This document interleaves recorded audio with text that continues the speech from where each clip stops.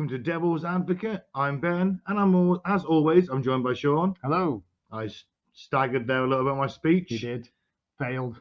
Yeah. It's not good. But it's my birthday. It's Ben's big birthday blowout, and I am a little drunk Already.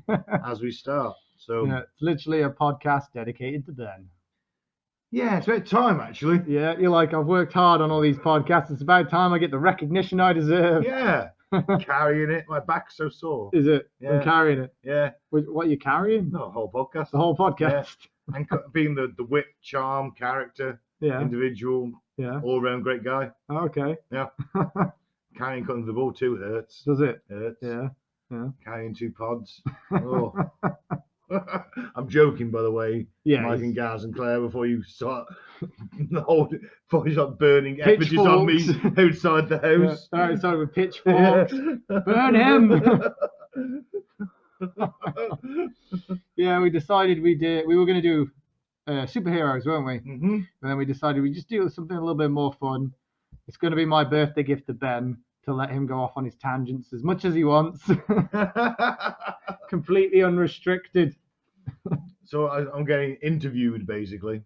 Yeah, kind of. All right. I'm just going to ask you dumb questions, really. Fair enough. Yeah. Like, who'd win between James Bond and Terminator? Terminator? Bond. Why would Bond win? Because he'd have some gadget that neutralises the Terminator. Nah. Of course he would. He's got plot armor. So you could say Terminator does? No. He's got plot armor, but I mean, I'd dunk him in a vat of molten metal, and he dies.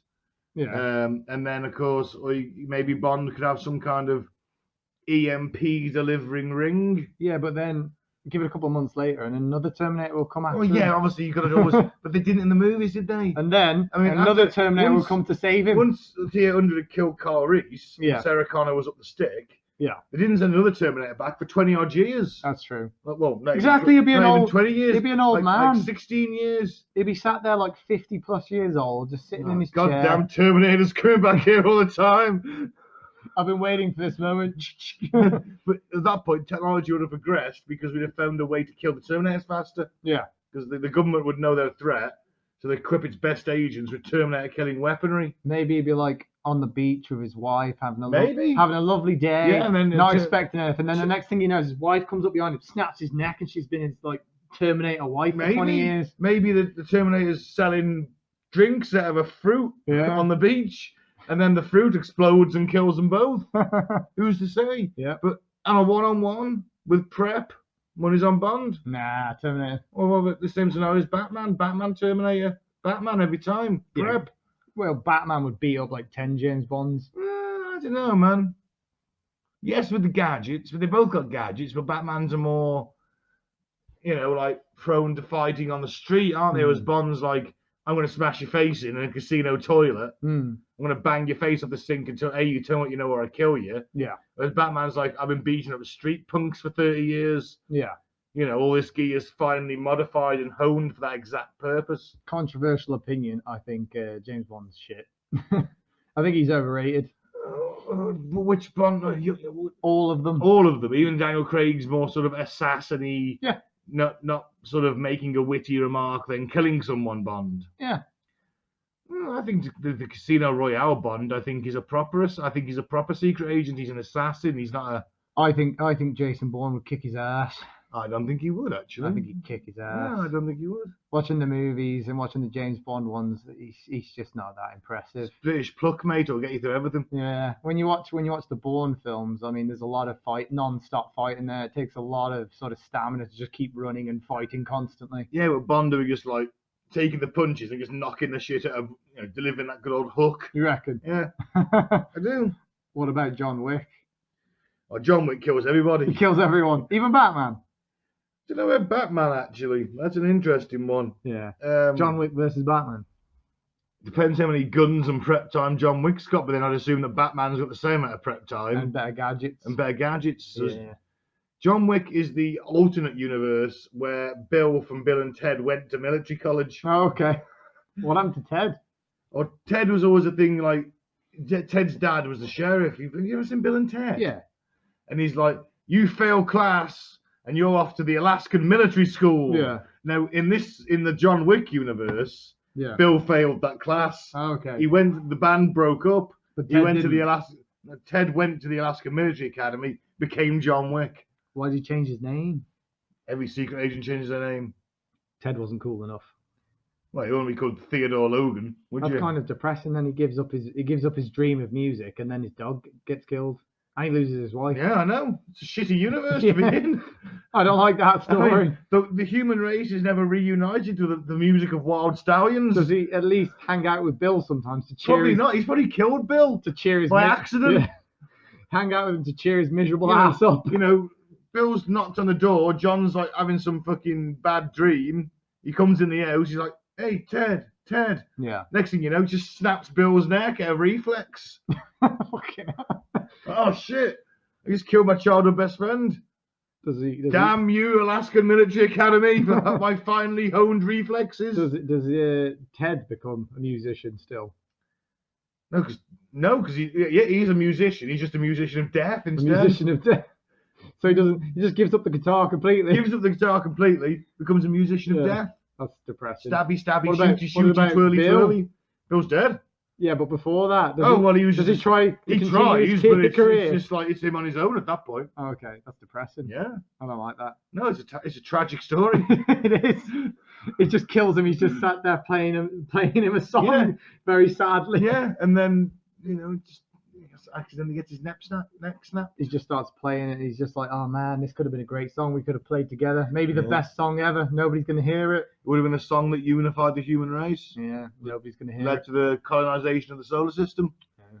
No one will ever hear it now. Can't wait to watch the sequel to that. Actually, It's out on DVD, weirdly. is it? Must have skipped the cinema because of COVID, Yeah, I bet it did. but I had no publicity about it going to DVD, which It's worries a me, bit stupid, which concerns me. but it didn't do very well. Yeah, because usually when things go straight to DVD, Did the COVID or not. Did the original do well? I think it's kind of gained popularity over time, hasn't it? Yeah, the original did pretty well.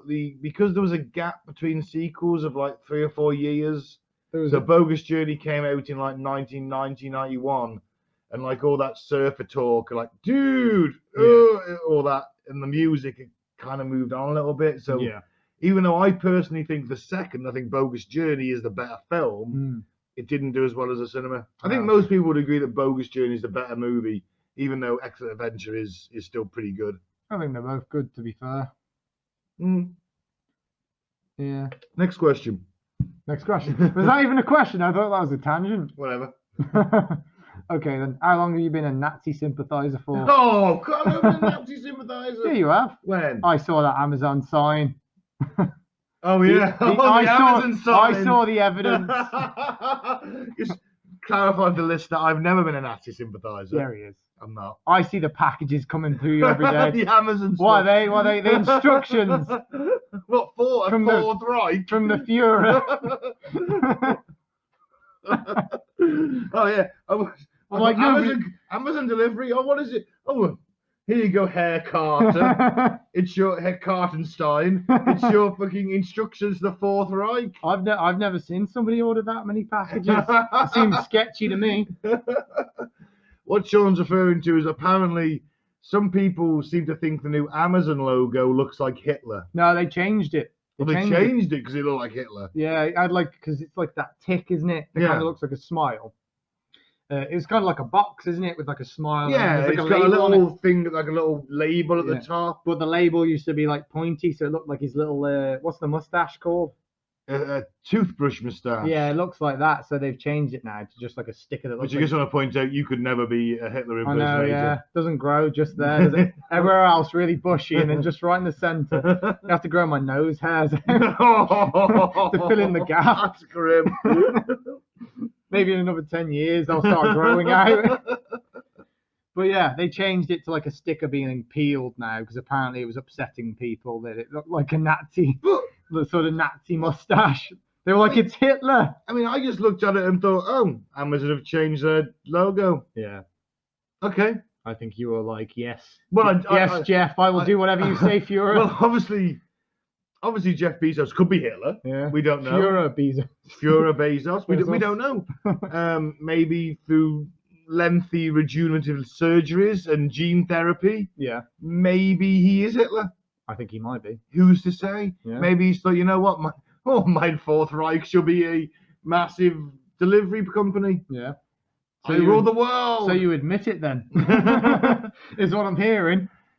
But maybe some people just are looking for Hitler everywhere. Yeah, I think some people. And if you're looking for Hitler everywhere, what does that say about your psyche? I know, yeah. I think some people are just obsessed with trying to find things to be upset about these days. Oh, did you hear that Dr. Seuss is being cancelled now? Good, I always hated it.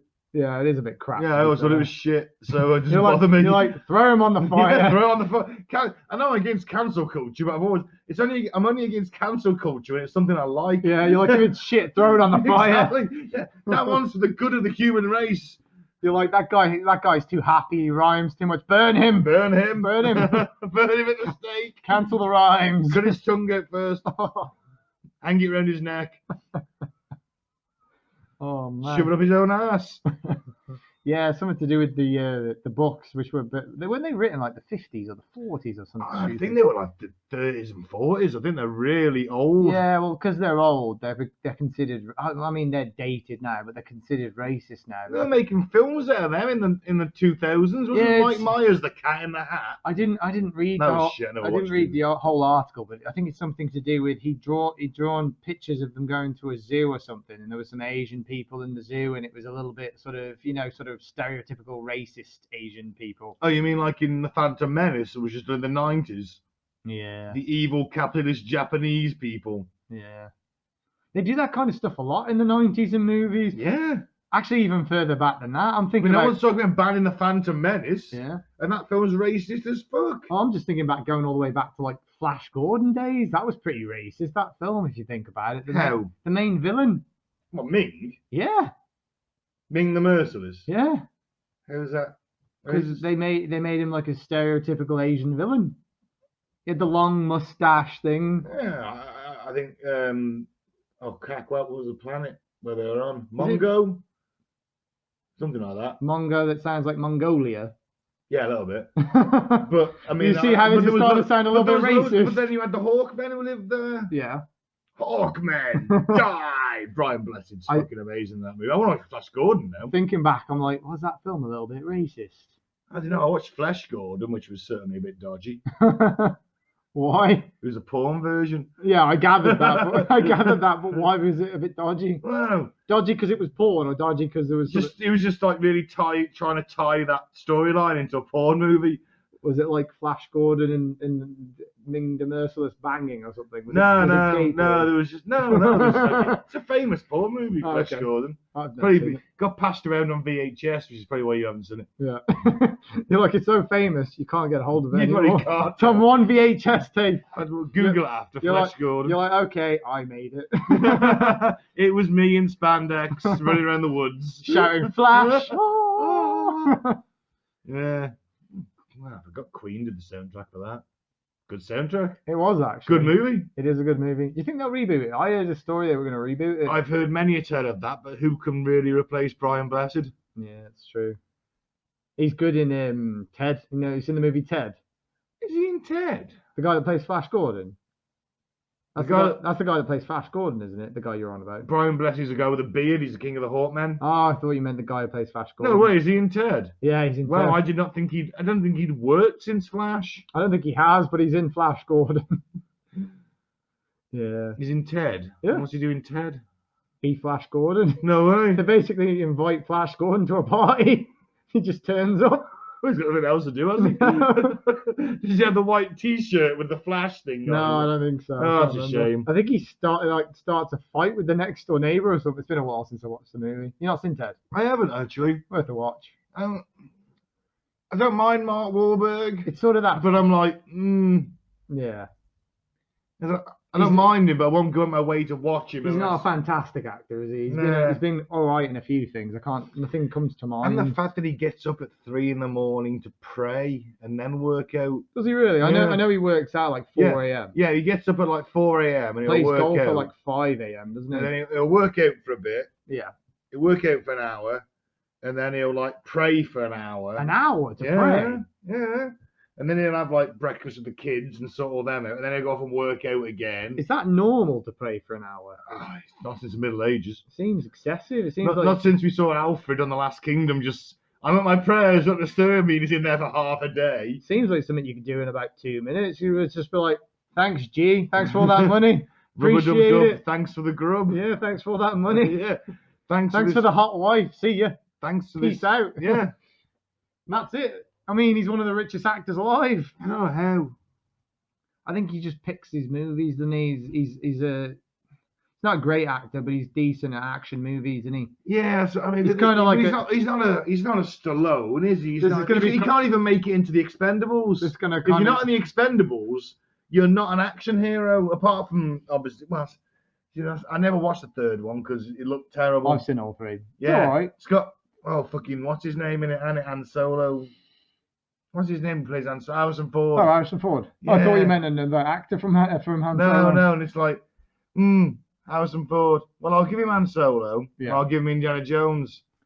But I saw 6 Days, 7 Nights. I was made to watch that, and it was a bag of shit. And I'm going to base all my future opinions of you on that. I'm going to say something controversial that's probably going to upset the Wahlberg fans, and it might actually get him coming after us. He's a poor man's Dwayne Johnson. Oh, Yeah, it's like he's just basically trying to do all the action roles, isn't he? But he's not quite there. Like The Rock picks all the best ones, and he kind of picks what's left. It's almost like they're like, right, will The Rock do it? Nah, he's busy. Okay, then get me Mark Wahlberg. get him on the line. Do you not think? There's a lot of those movies that you could literally, like Transformers. When he took over the Transformers franchise, remove him, put The Rock into it. Doesn't it make that terrible movie slightly better? Yeah, it does actually. Yeah, it does. Yeah. Yeah, just because I know that The Rock's got the charisma to carry it. Yeah, they could both play that role. It's just a typical action. I'm going to carry the gun, run round, shoot a bit, scream, have an emotional moment. Yeah. Yeah. The Rock could have done it better. Yeah, he could have. Yeah. Yeah, I agree with you. You're like, come at us, Mark. Come at us, Wahlberg. Yeah. I think your best movie was The Other Guys, and that's because Will Ferrell carried you for that movie. He's pretty good in what's the one with the brothers where they're all like adopted brothers? Oh, and shit. one of them dies. It's like 3 brothers or something. Yeah, that's it. Yeah, there was like 4 of them or something, and one gets killed, and the other 3 they're all adopted brothers. Yeah, like one's white, one's black, one's Hispanic. Yeah, one's trans. One dies. One's ticking all the boxes there. Oh yeah, you'd be a perfect as a woke director, wouldn't you? I'd tick all the boxes. I get stick from having the trans one die. Yeah. Why can't the trans one defend themselves? I just wrote it in the script. Mark Wahlberg, it's what he wanted. Mark Wahlberg wouldn't put a dress on. Don't blame me, blame him. Yeah, in his youth actually, he got into a lot of trouble because he was bad for stuff like that, wasn't he? He was quite like racist and hateful. Yeah. He beat someone up or something, didn't he? He was stealing cars when he was a teenager, for fuck's sake. He was part of the. Where's he from? He's from Philly, isn't he? Yeah, I think so. He was part of some sort of gang crimes and stuff. He wasn't even fucking some. Oh God, he was in a fucking boy band. Wasn't he Marky Mark? Marky Mark, yeah. Or New Kids on the Block, I don't know, whatever. Yeah. I wasn't paying much attention. I was listening to Lana. Yeah. I mean, I've never heard him sing, but I can't imagine it's very good. Nah. But now he's got into acting, and his brother owns a burger restaurant. Does he really? Yeah. That's pretty cool. I think sure all of them have done films. We're talking too much about Mark Wahlberg. Move it on. I know, yeah. It's like we should have made a podcast on Mark Wahlberg. It's not. I don't care about him. Move on. It is crazy though, isn't it? How like a ton of different actors, like they have siblings with regular jobs. Well, I think all the Wahlbergs did movies. I just think Mark's. You're still stuck on the Wahlberg. I think Mark's was the only one that like took off. Yeah. Well, I was thinking more. And then like, I'm sure they've all used like a bit of his money to get started. I was thinking more about like normal jobs. Like I read the other day that is it Ewan McGregor, his brother? His brother's an RAF pilot. Yeah, that's his cool. call sign's Obi too. Yeah, that's awesome. I love that. It's like your brother's Obi-1, so you're Obi-2. Obi-2, yeah. I thought that was pretty cool. It's clever as fuck. I love that nickname. Yeah, it's great. Yeah. All right, then let's change the subject a little bit because you seem to be getting a little bit stuck on Mark Wahlberg. You're like those damn Wahlbergs. The curse of my life. I'm sick of you and your crappy movies, but I like a few of them. Yeah. If you've got a strong supporting cast. Exactly. Right, okay then. What's your favourite band? Ooh. Oh, that's a difficult one. It is a difficult one. Top 3 then. That'll make it a little easier for you. Maiden, Metallica, AC/DC. Yeah. So all. Oh, fuck you, Chloe. Chloe snoring at that. I started naming 3 top bands and you snore at me. She's like boring. Chloe's the dog, by the way. I'm not telling you like a human female to fuck off. Chloe's asleep and she just snored at me. But, you know. So yeah, for anyone that's not been on this planet for the past 20 plus years, these 3 bands are what? Rock bands? Yeah. Yeah. Metal bands. Metal bands. Yeah. Yeah. AC/DC are pretty metal, rock, blues. Yeah. They're a little bit less metal than the other two, aren't they? Yeah, but they're an older band. Yeah. So they were about when metal was very much developing from the blues. Yeah, these guys are some of the bands that basically, well, Started the whole thing. yeah, the whole shebang. they carved it out for new artists, didn't they? They carved it out for different genres of rock. Yeah. Rock's really developed from some of these guys. Of course, I'm not saying I don't like new music. Yeah. I got to download most years. Yeah. Big metal festival, the biggest metal festival in the UK. Cravings download, aren't you? At the I am, moment? yeah. I'm It's kind been of like 3 years now missing it, yeah. with COVID. Yeah, I missed the one because of I remember you. ex-girlfriend issues, and then obviously COVID's kept me out for 2 now, so it's like, for Yeah. fuck's sake. I remembered your last the last one. You just sat there on your phone like, and I was like, "What's up, man?" You were like, "Download's going on right about now." Well, it would be anyway. Yeah, Right now, I'd be sat waiting for a band to start playing, really drunk. yeah. Hi, Hi. eating a burger that's been dipped in molten cheese. Yeah. You were devastated. I was. I think you were depressed almost all week, weren't you? For those 5 days, I was very depressed. Yeah. And you get there on the Wednesday and you set everything up and you get drunk. Yeah. And then the Thursday, so people start to arrive. Do you feel like you have to get drunk before whole time? Before no, that wasn't the question. The question was, do you feel like you have to get drunk before you start seeing the live bands, or do you kind of get gradually drunk? Oh no, I go through the day. You don't want to be drunk before you start. No. That's just the Well, rest. some people do. You just Yeah, see them some passed people- out on the floor. Yeah, but then they're just idiots. You've got to space yourself. Yeah, otherwise you're going to miss Yeah, I out mean, on some so- stuff. Or you're going to be so drunk you don't remember it, I guess. Because I'm a slightly more wealthy rock fan than the majority of the teenagers who go to these things. I work full time and have done. I've got a reasonably well paid job. I could afford to get the VIP area, you see. So I always buy my ticket for that, so I can use proper porcelain toilets rather than, which is the most important thing at a festival. Remember that festival, ladies? Ben makes it rain. Yeah, into that porcelain toilet. Oh, no. You know, and that area is open at 11. Yeah. And the main arena opens at 12. So, and they have a few more sort of exclusive food stands, should we say, stuff that's not in the main arena. Oh, so you get the fancy food where all the peasants are there with the shit food. Yeah, You're yeah. there with your molten cheeseburger. I'm there. like- I'm there. No, I'm there like an ostrich egg on bacon. And a luxury. You stand there on like And the beautiful thing is, every year, right, they Yeah. start off like, oh yeah, burger on a brioche bath, yeah. and that lasts for a day. Wow. And then they change it. It's like burger on like a floured bath. Yeah. Do you And then stand that there? lasts for a day, and then it's just burger on a bath. It's just burger every day. Do you just stand there on like this big sort of like stand like above all the poor people that can't afford it and just drip molten cheese on them? No, that's molten cheese is mine. Like, there you go, peasants have the dregs. No, that molten cheese is mine. I might throw them the wrapper. Yeah. Fight over it, peasants. Let them have dregs of cheese. Here, look at my phone. Here's a picture of my toilet. Yeah. Where you piss in the dirt. Who use those plastic things? Mine are cleaned every 15 minutes and they're made of porcelain. Even less if I've been in there. Mwah! After all that molten cheese. Yeah, oh man, I have missed Download. Yeah. Really have. It's my spiritual home. Yeah. It's the only place I'm complete. Where you feel alive. Yeah. Like I'm truly home. Yeah. So here's 5 days where I can do fucking anything I want with no consequences. Well, obviously nothing illegal. Yeah. Ish. So you're like, so I'm going to do what I usually do and get drunk. Drunk, high. I'm never the same person Yeah. at that. So I can be anybody. Yeah. I go and talk to Do you strangers. walk around with a fake mustache like, hello, I am I am Benjamin- Count Benjamin von Carter. yeah, the top hat. Well, you got the monocle now. Yeah, that's true. Thank you, Claire. You're like, hello, ladies. Would you like to come to my private area? Yeah, and it's actually just my tent. Yeah. But I have a 4-man tent to myself. Yeah. No, that's luxury, my friend. You're selling yourself. Go and buy myself a double air bed. Yeah. It's all mine. You're like, everything the light touches is mine. Yeah, it is. I've got a camping lantern hanging Do in the you? hook. And yeah, it's got cozy. Hot box myself in the tent getting high. Do you really? At night time, yeah. Because I usually go, because I'm getting on a bit. Oh, yeah.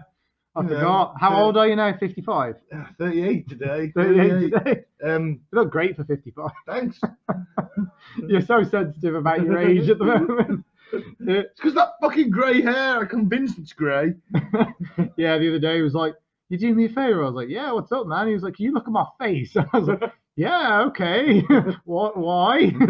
I think I got a grey hair on the side of my face. Man, you've got blonde hair. It just all looks blonde. But it looks blonder than usual. No one can see. I can see. Shave the beard off. No. Something. It's just, I've been growing this since January. It's starting to look at least semi-okay. You're like, I've been growing this for 6 years.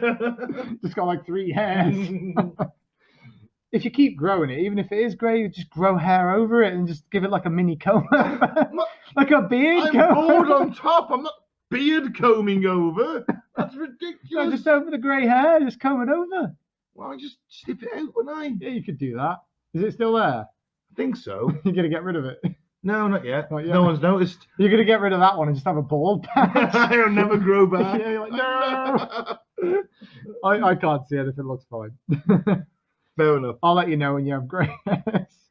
Yeah, back to download. Yeah, it's like, it's only if you're all a big family at those things. You're all there for the same reason. There's no animosity. Unless they steal your beer. Let's just do it. And then it's war. And then it's war, obviously. Well, I'd shank any cunt for stealing my beer. Yeah.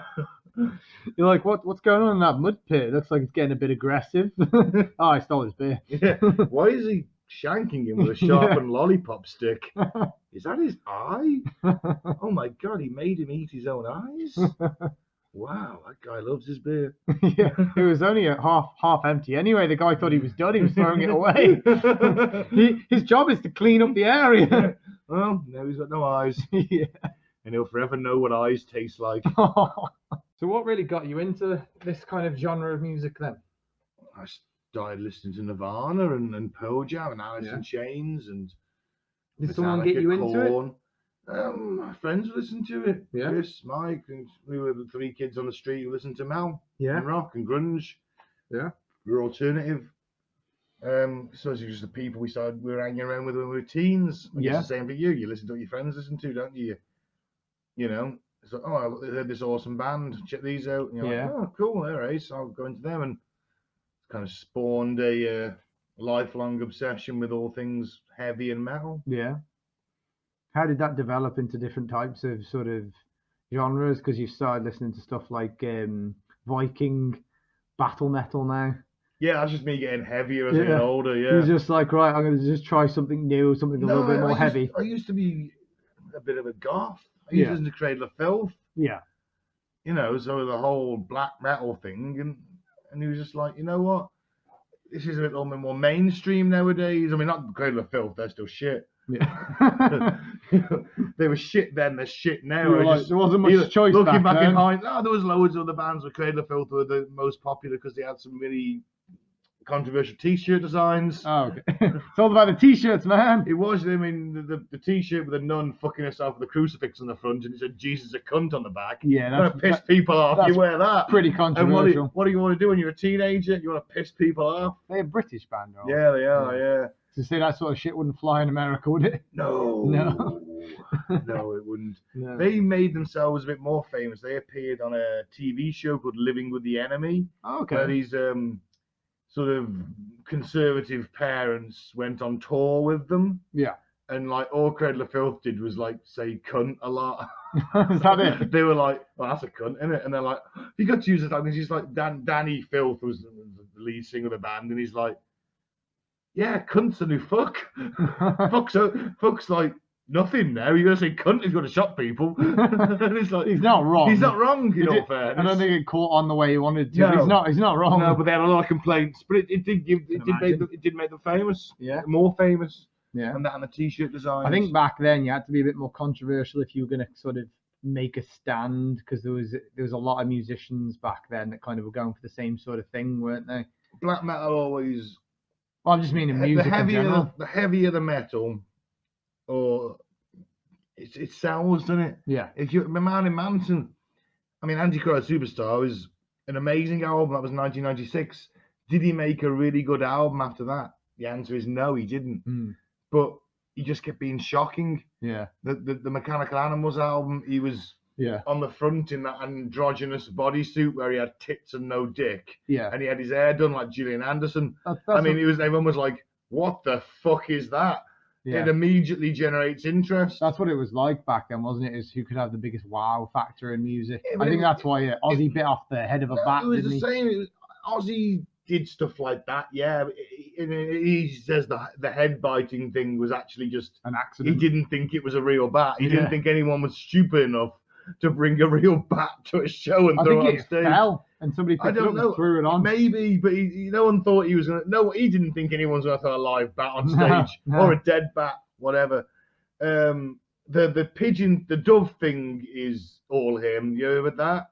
No. He just left Black Sabbath and he got an album, but he needed a record deal. Yeah.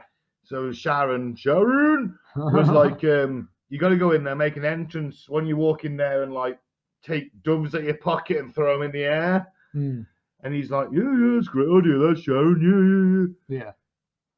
So he goes in there with these doves and he throws two of them at his pockets and one's dead, one's suffocated. No. So he just goes, oh, fuck it, and bites his head off. And he's like, made the impression. He walked out there with a record deal. Wow. It made the impression. Yeah. They probably already decided to give him the deal because the album was looking great. Yeah. But it made a massive impression. But still, it's like, yeah, this guy, Alice Cooper, used to get beheaded, hung, electrocuted every night on stage. Wow. It was all magic. He was like a magic. He used to have a magician to do his stage shows. Yeah. He'd have a snake around his neck. And one time it was a boa constrictor. One time it started choking him to death. He was just on the floor. No, it was just like starting to gradually tighten around his neck, and he could fit. And it was only because the snake handler noticed the position of the snake. Yeah. He had to kind of run on, and just to get it off his head as quick as possible. Because you could just see in the snake's behaviour that it was just starting to just come across. He was like, I could probably eat this guy. Yeah, I could probably eat this guy on stage. It'd be mad as fuck. And to be fair, Alice probably would have gone for and it. then later on, the snake gets signed. He's like, yeah. Well, he can't do the devil horns. He's a snake. He's got no arms. You give him little prop arms. Oh, prop arms, of course, yeah. Oh no, we've given him arms. Oh no, he's unstoppable. So, oh man, that snake sucks. Every song's the same. Always with him. Always his favourite fucking word. That reminds me of Rick and Morty with the snake people. Oh yeah, yeah. My favourite bit actually is the wasp. Have you seen in the new series? Yeah. Spoiler alert. And he's like, every dimension it goes to is for Nazis apart from the wasp generation. Yeah. And they're like, oh god, you're not Nazis, are you? And he's like, no, dude, we're wasps. We're assholes. We're not Nazis. Yeah. Yeah. Shock rock has always had Kiss, lesser examples of it. Yeah. You know, they went mainstream, but the face paint, the costumes, the fire, the tongue thing, you know, it started off that got them famous, and then they toned it down as they got more famous. Yeah. Alice Cooper's kept it the same, and well, his music wasn't, let's face it, fucking amazing, but he has some great songs. I don't even think I've heard of him. Name a song. School's Out. You'll know School's Out. Yes, School's yes, yeah. Be My Frankenstein. Yeah. I Want to Get Elected. They're not great songs. No, but they're not great, but they're anthems. Everyone knows them. He makes money. Yeah, when you've heard he makes up rock compilations. Songs. Yeah.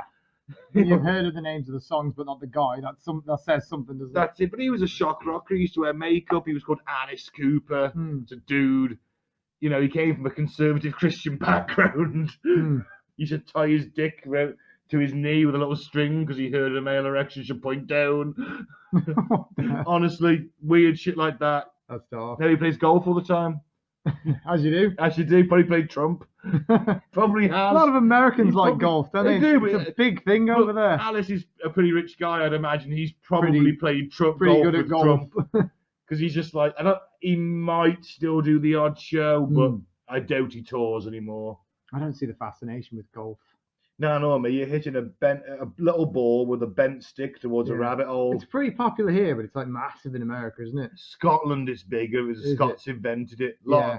Lot of like really top class. I mean, Trump's got a golf club Oh in yeah, he does. Scotland, Yeah. hasn't he? It's like golf country. Yeah. You know, it's just. I wonder why. Why is it so popular over I there? suppose it's because it's like the spiritual home. Yeah. They invented it. Oh, okay. So it's I like, didn't know that. Yeah. The Scots invented golf. The English invented cricket. Yeah. I don't know which is worse. I presume the Americans invented golf. I didn't realise it was. No, the Scots did. Oh wow. How old is it? You know. But Were they like 18 medieval something or other. playing the golf? Well, I don't know for sure, but I can tell you it took off maybe like 1800 or something like that. Oh, okay. I think it was probably a thing by the sort of 1850s, Yeah. maybe a proper game with rules. But Yeah. It takes a while for them to Yeah, establish rules for that's these it. sort of games. That's don't it. they? And I mean, a birdie, a bogey, an eagle. What the fuck's all that? I don't know. I was going to say football kind of started off. It was just two towns beating the shit out of each other, trying to get the ball to the other side of the town, wasn't it? Football goes back to the Middle Ages. Yeah. You know, because they used to use a head. It's the one thing the English did wrong. That's the one thing we did right. We gave the game to the world, Sean. That was the next thing I was going to let him talk about was football. I was going to give him a little section. Don't you mean football? Going to give you a 5-minute section where you can talk about football. Go on, hit me with it. We'll go you into football then. Just everyone playing it. Everyone play football. Yeah. Problem weirdos. I feel like that was a dig.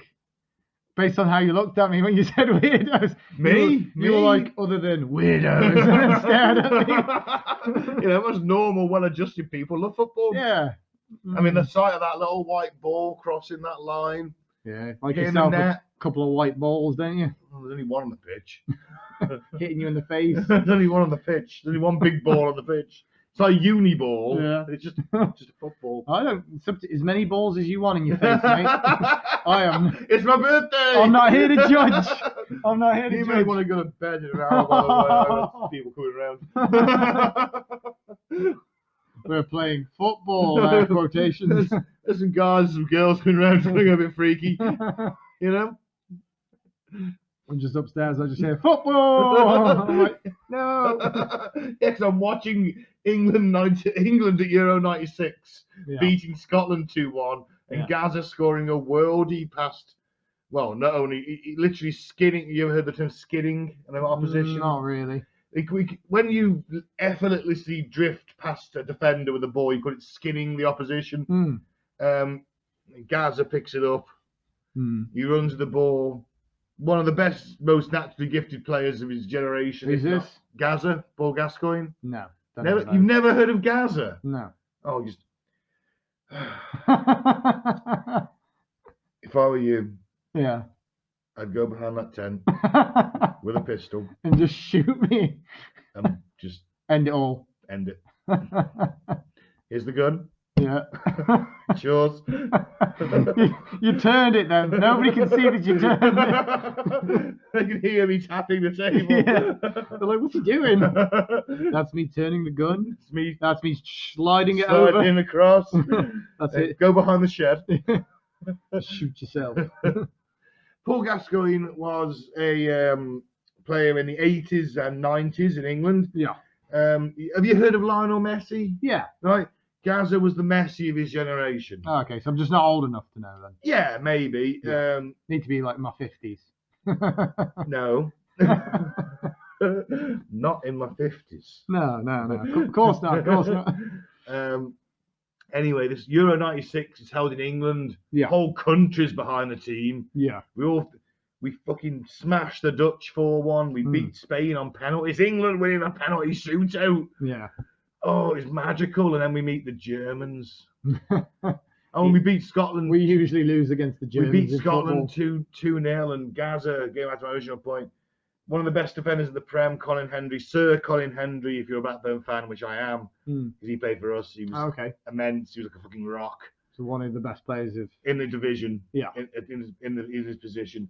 And Gaza just casually flicks it over his head and runs round him and just runs onto the ball and he slots it past the keeper. And then it's the celebration. They do the dentist chair. which was Okay. a thing in a drinking celebration in Thailand where they'd all been on holiday before the tournament. Because Yeah. back then you went on the piss before a tournament. Okay.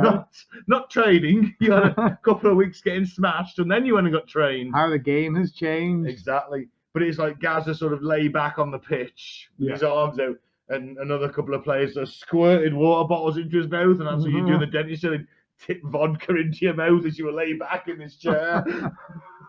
That's pretty cool. But, it was magical. Yeah. And I don't think I'll ever. That feeling is just like there's no better feeling than seeing your team score either A, a great goal, or B, an important goal. What's more important to you, watching Blackburn win or watching England win? Probably Blackburn, isn't it? Because you said you're not really into sort of the whole national pride thing. I always watch England, but they always disappoint me. Okay. And this is the problem. If you're an England fan, and I'm sure our English listeners will agree with me. Yeah, we're not terribly good, are we? We're good. No, we are good. We're a good side. We've either A, never had the right manager, B, the right players in the right positions, or C, just a bit of oomph at times. Yeah. You know, it's like you don't look up for this. I question the motivation. I question the pride. Because I'm not a nationalist guy, but if I'm pulling on that England shirt and going out to play for my country, you can damn bet I'm going to feel fucking proud of that. You've got to have a little bit of national pride if you're playing for your country, aren't you? There's a big difference. Yeah, I'm not going to stand there with the national anthems on and not sing. I'm going to be belting that out because I'm there. If you're a professional footballer, I'd imagine it's the pinnacle of your career. Yeah, that's the pinnacle of being able to play for your country. You're playing at the highest tier. You're playing at a World Cup. Any pro footballer player can play for a team, but not every pro football player can play for their country. Boom, exactly. You've got to be the best of your nationality in the top division. Yeah, you're going to have a sense of pride. You're going to be against the best of those countries. Yeah. Some of them are going to be your teammates. You're going to have to try and beat those guys. Yeah. It's just, I'm all about watching England. I like watching Blackburn win too. As rare as it is. Oh, no, the last fucking 7 games, mate. Don't get me started on that. Oh, no. I guess you've had a bit of a losing streak then, or... Ironically, the day you left the house and said, I hope Blackburn lose... Did you lose? We drew. Oh, okay. We lost the fucking one after that. Lost the 2 after that. Damn. Maybe next time. Yeah. But no, fucking hell. No, football's great. Football's amazing. Football is what average English people speak about in the factory, in the warehouse, at the bus stop. Yeah. See the game the other night. Yeah, man, it was great, wasn't it? Oh yeah, you see, I don't know, Shearer. I think we're going back a bit now. Yeah. Did you see that guy for Chelsea? Fucking what's his face? Tammy Abraham, you see him bang that goal in the other night. Yeah, he was great. Oh, it's an amazing goal. Oh, he was not playing for England's beyond me. Yeah, it's just something you talk about. It unifies us. The day after everyone, when England win, the whole country's on a high. Except for me. Except for you. Clearly. When England won in the quarterfinals last year, and we won on a penalty shootout, the whole country went nuts. And people were like, on top of cars in the streets. The streets are filled with drunk people doing cocaine off lampposts, pissed as fuck. Yeah, all right, they might have smashed the fucking ambulance's windshield by climbing on it. But fucking hell, how often does that happen? England won a penalty shootout in a World Cup quarter-final. And it's just me walking past like, what's going on? Yeah. Well, did someone die? Yeah. Why is everyone celebrating? But yeah, football is amazing. To normal people. Weirdo. I've just never seen the interest in it. Well, everyone liked it. If everyone liked the same thing, the world would be a very boring place. That's very true. I mean, it does have a lot of fans, to be fair. It's one of the biggest sports on the planet. I refuse to call it soccer, by the way. If you are an American listener, we're not on about American football. Yeah, they're like, football? They have football over there? Yeah, no, your version of football is shit. Controversial. No, it's not controversial. It's a pussy version of rugby. Right? Every time there's a tackle, they stop the game. Yeah. I don't care that they can tackle harder because they've got fucking armour on. Rugby players take that every game, multiple times, and the game doesn't stop. Yeah. It doesn't stop. You don't have a nice little break, get your breath back, go and sit on the bench for 5 minutes while you bring on your defensive line. No, fuck off. That game's shit. It's not even good rugby. I mean, I like rugby, but I wouldn't say I was a massive fan of rugby. I'm not going to go out my way to go and watch rugby. If it's on, and England are playing, I'll watch it. I'm not going to go and watch the Harlequins play the fucking Saracens because that's wank. I don't care. What I want is for Americans to fucking A, stop calling it fucking football, just call it pussy rugby, and B, let's just all go back to calling football. Guess you didn't watch the Super Bowl then, though. No, I did not watch the Superb Owl. No, I did not. What do you call it then? The Superb Owl. I heard an American call it that once. His pronunciation made it's the Superb Owl. It's the Superb Owl. Was he from the country a little I bit? think he was, yeah. Don't ask me who it was. Don't ask me when it was. But I remember watching it. Because I did try and watch a Super Bowl once. Yeah. The Superb Owl. Couldn't get into it, I'm guessing. I was like, why is the game stopping every couple of seconds?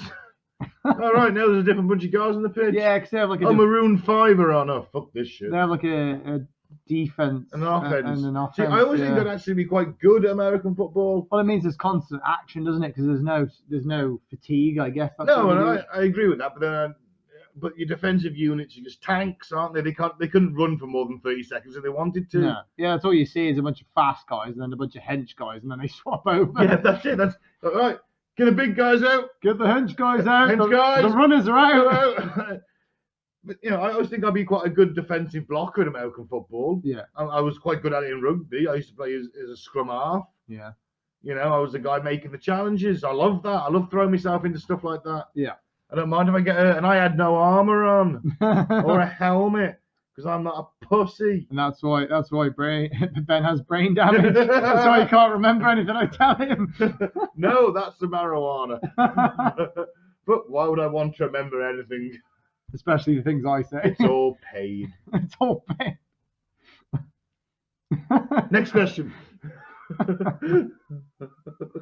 Yeah, so you don't like you don't like American football. Now, football's amazing. British football, soccer is. They are proper trying to push the world to change it and start calling it soccer. Though, I know, aren't and they? it's just American fascism. A few American fascism.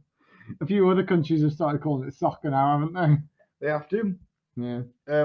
In England, we tend to just avoid the whole issue and say, "Oh yeah, it's the Premier League or the Championship or League One or League Two." So we refer to it by league instead of saying it's the English Football Premier League. We just call it the Premier League. A lot of the time now, I find that whenever people talk about American football, they literally call it American football. Yeah, so they should do. Yeah. Because why even call it football when they kick it a couple of times? And it's a It's not fair like they point. play it with their feet. They kick it off. They run with it in their hands. Yeah. Why is it football? There's very little kicking. I mean, they can kick it at different times, though, can't they? Well, they can, but they can do that in rugby. They can kick it. The only time the ball can go forward is if it's kicked. Yeah. I'm guessing that's the same in American football, apart from the long throw. They can do the long throw, can't they? Yeah, they can throw it like really far, can't they? Yeah, that Tom Brady's the best at it, isn't he? Is he? He won another Super Bowl. He's won so many now, X amount of Super Bowls. Yeah, basically every team wants him on their side. Yeah, basically you have him in the team. I think You're gonna win. the Super Bowl. Yeah, you're gonna win. Or the Superb Owl. You think he'd be fed up of it? Nah, he's making fucking millions. He's married to a hot Brazilian model. Is he really? Yeah. Lucky bastard. Yeah, she's worth millions. He's worth millions. They just fuck all the time, I assume. Over all of his Super Bowl rings. Over all the Super Bowl They rings. just throw them up in the air. Yeah, make it rain. Yeah. Surrounded by trophies, Oh, that's funny. What a time. What a time to be alive. So yeah, we've got your feelings on American football now. Yeah, I may have got a bit passionate about that one. So would you say football is the best sport around then, or would you think? Did you think? Because obviously, from the sounds of it, you like rugby and you actually like playing rugby, and I know you used to play football in your youth because you told me about it a long, long time ago, 40 years ago. That would still put me at like 15, mate. Come on, I played longer than that. But yeah, what would you say is the best sport? And do you still think it's football? Or do you think there's better sports out there? It's obviously your favourite to watch. Yeah, it's my favourite to watch. That's because I'm pretty biased because I'm British, and Yeah. 70% of British people probably watch football that first and everything else. A lot of British people love boxing. They do. I enjoy boxing. I enjoy the martial arts as such. Yeah, cage fighting's become really popular worldwide. I like cage fighting MMA. Yeah. And I don't mean any disrespect, but I do find a lot of people who done that are insufferable dickheads. Like me. You're not. You're okay. I mean, you're a bit of a dickhead, but you're not insufferable. I'm more than a bit of a dickhead. No, but you know what I mean. There's a lot of arrogance. Yeah, there's going to be because they think they're the hardest I know, guy in the room. I dislike the arrogance. Yeah, because you get a lot of boxes. I'm like with that Muhammad Ali. Yeah, he was arrogant, but he could back it up. Yeah.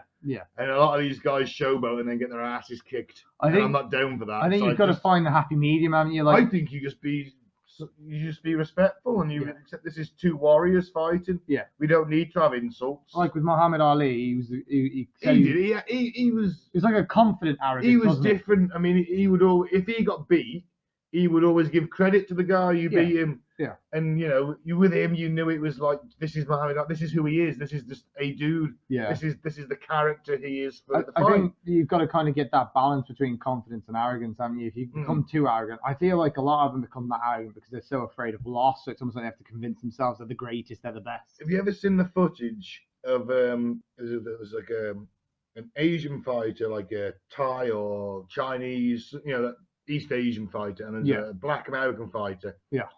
And they're boxers, and the black guy is like full on, like in this guy's face, the weigh-ins, taunting him, mocking him, and this Asian guy just stands there, just completely unfazed, same expression on his face. Yeah. Even when they get in the ring, he's in his face, he's dancing around, they start the fight, and he's like, he like, because this guy's a little bit bigger than the Asian guy, he's pushed him off, pushed him in the corner, and sort of did the whole bumming thing from behind because some do that, and Calzaghe started doing that in the ring. Do you remember Joe Calzaghe? Yeah. When he went to America, they thought he was going to be really big over there. They actually just didn't like him. Yeah. He was a good fighter. He's one of the best British fighters that has been in the last 20 years. Yeah. But they just didn't like his personality because he did that. Yeah. They gave him in the corner and he pretended to bum him. And it's like, respect, do you? Yeah, there's an element of respect. Yeah.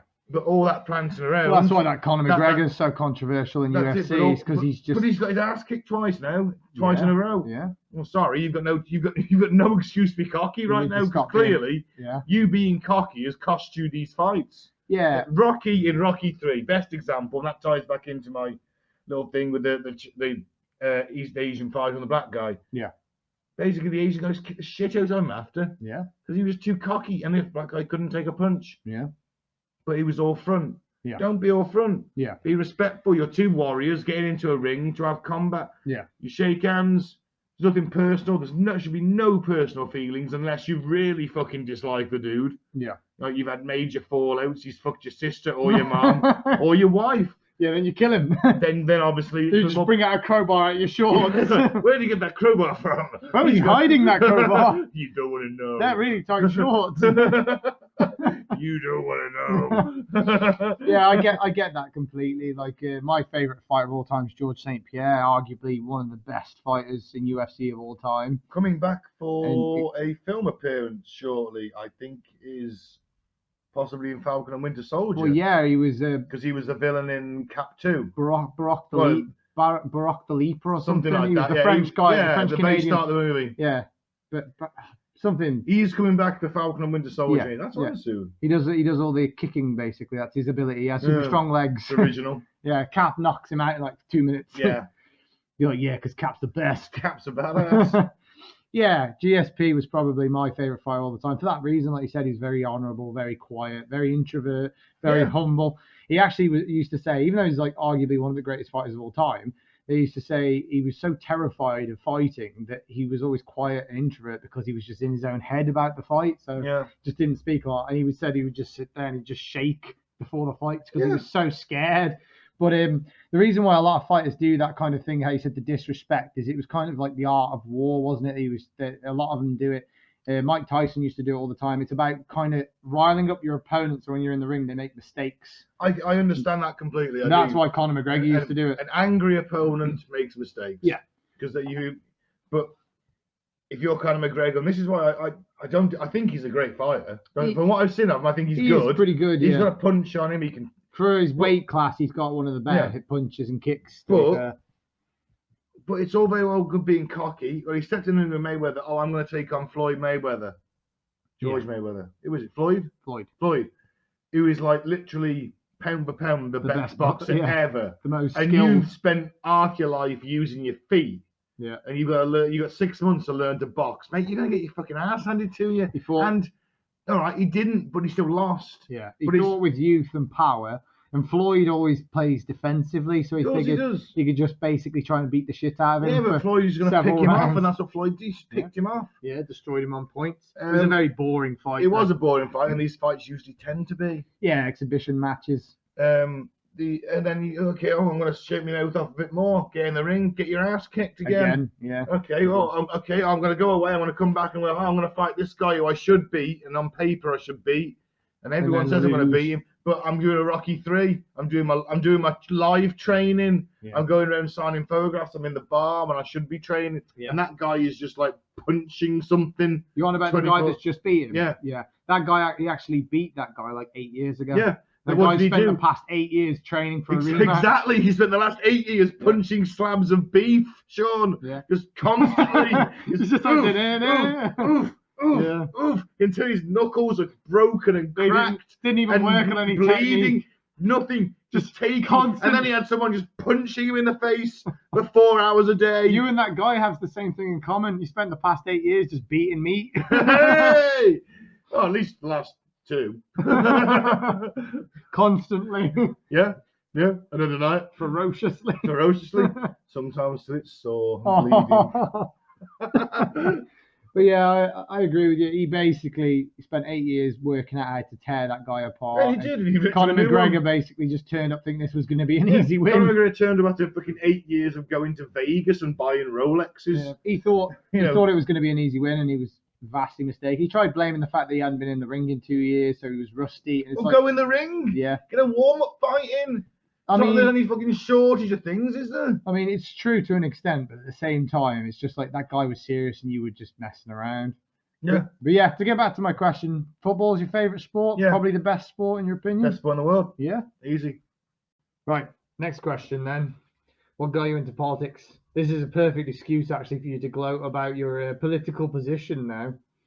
Well, obviously I am a local politician now. What's your position? I am a local council, parish councillor. Parish councillor. So I'm For the Labour Party. for the Labour Party in the UK. That's a distinguished position, that is.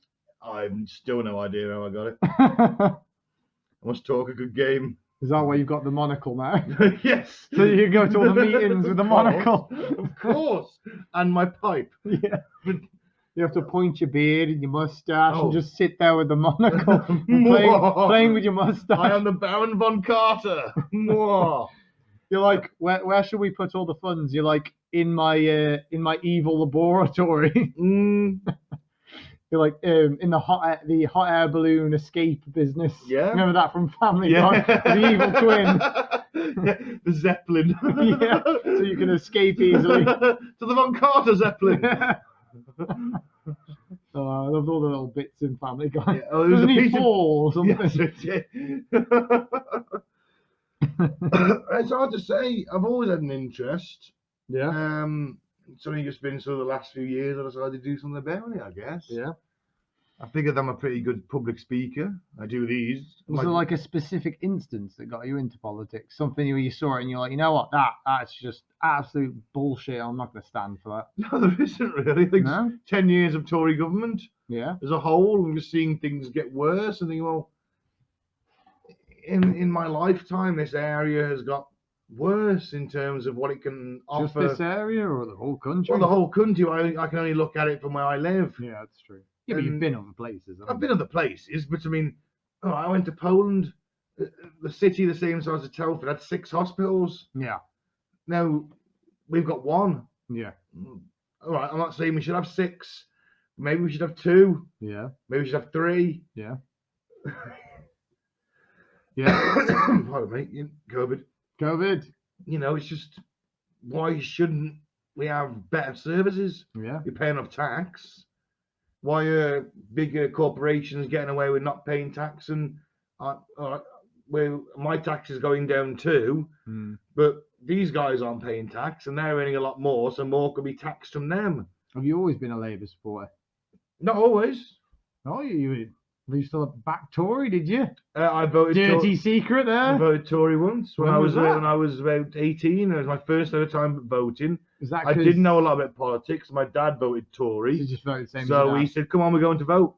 You voted for it. And yeah, I said, "What are you voting for?" He goes, "Well, I was vote Conservative." And I was like, "Well, okay, this guy knows what he's on about." I'm 18. You're like, what do I trust know? this guy. What do I I'll know? He's my dad. I trust him. Of course, Yeah. you trust your dad when you're 18. Yeah. What should I do, Dad? Oh, I vote Tory. vote. Okay, yeah.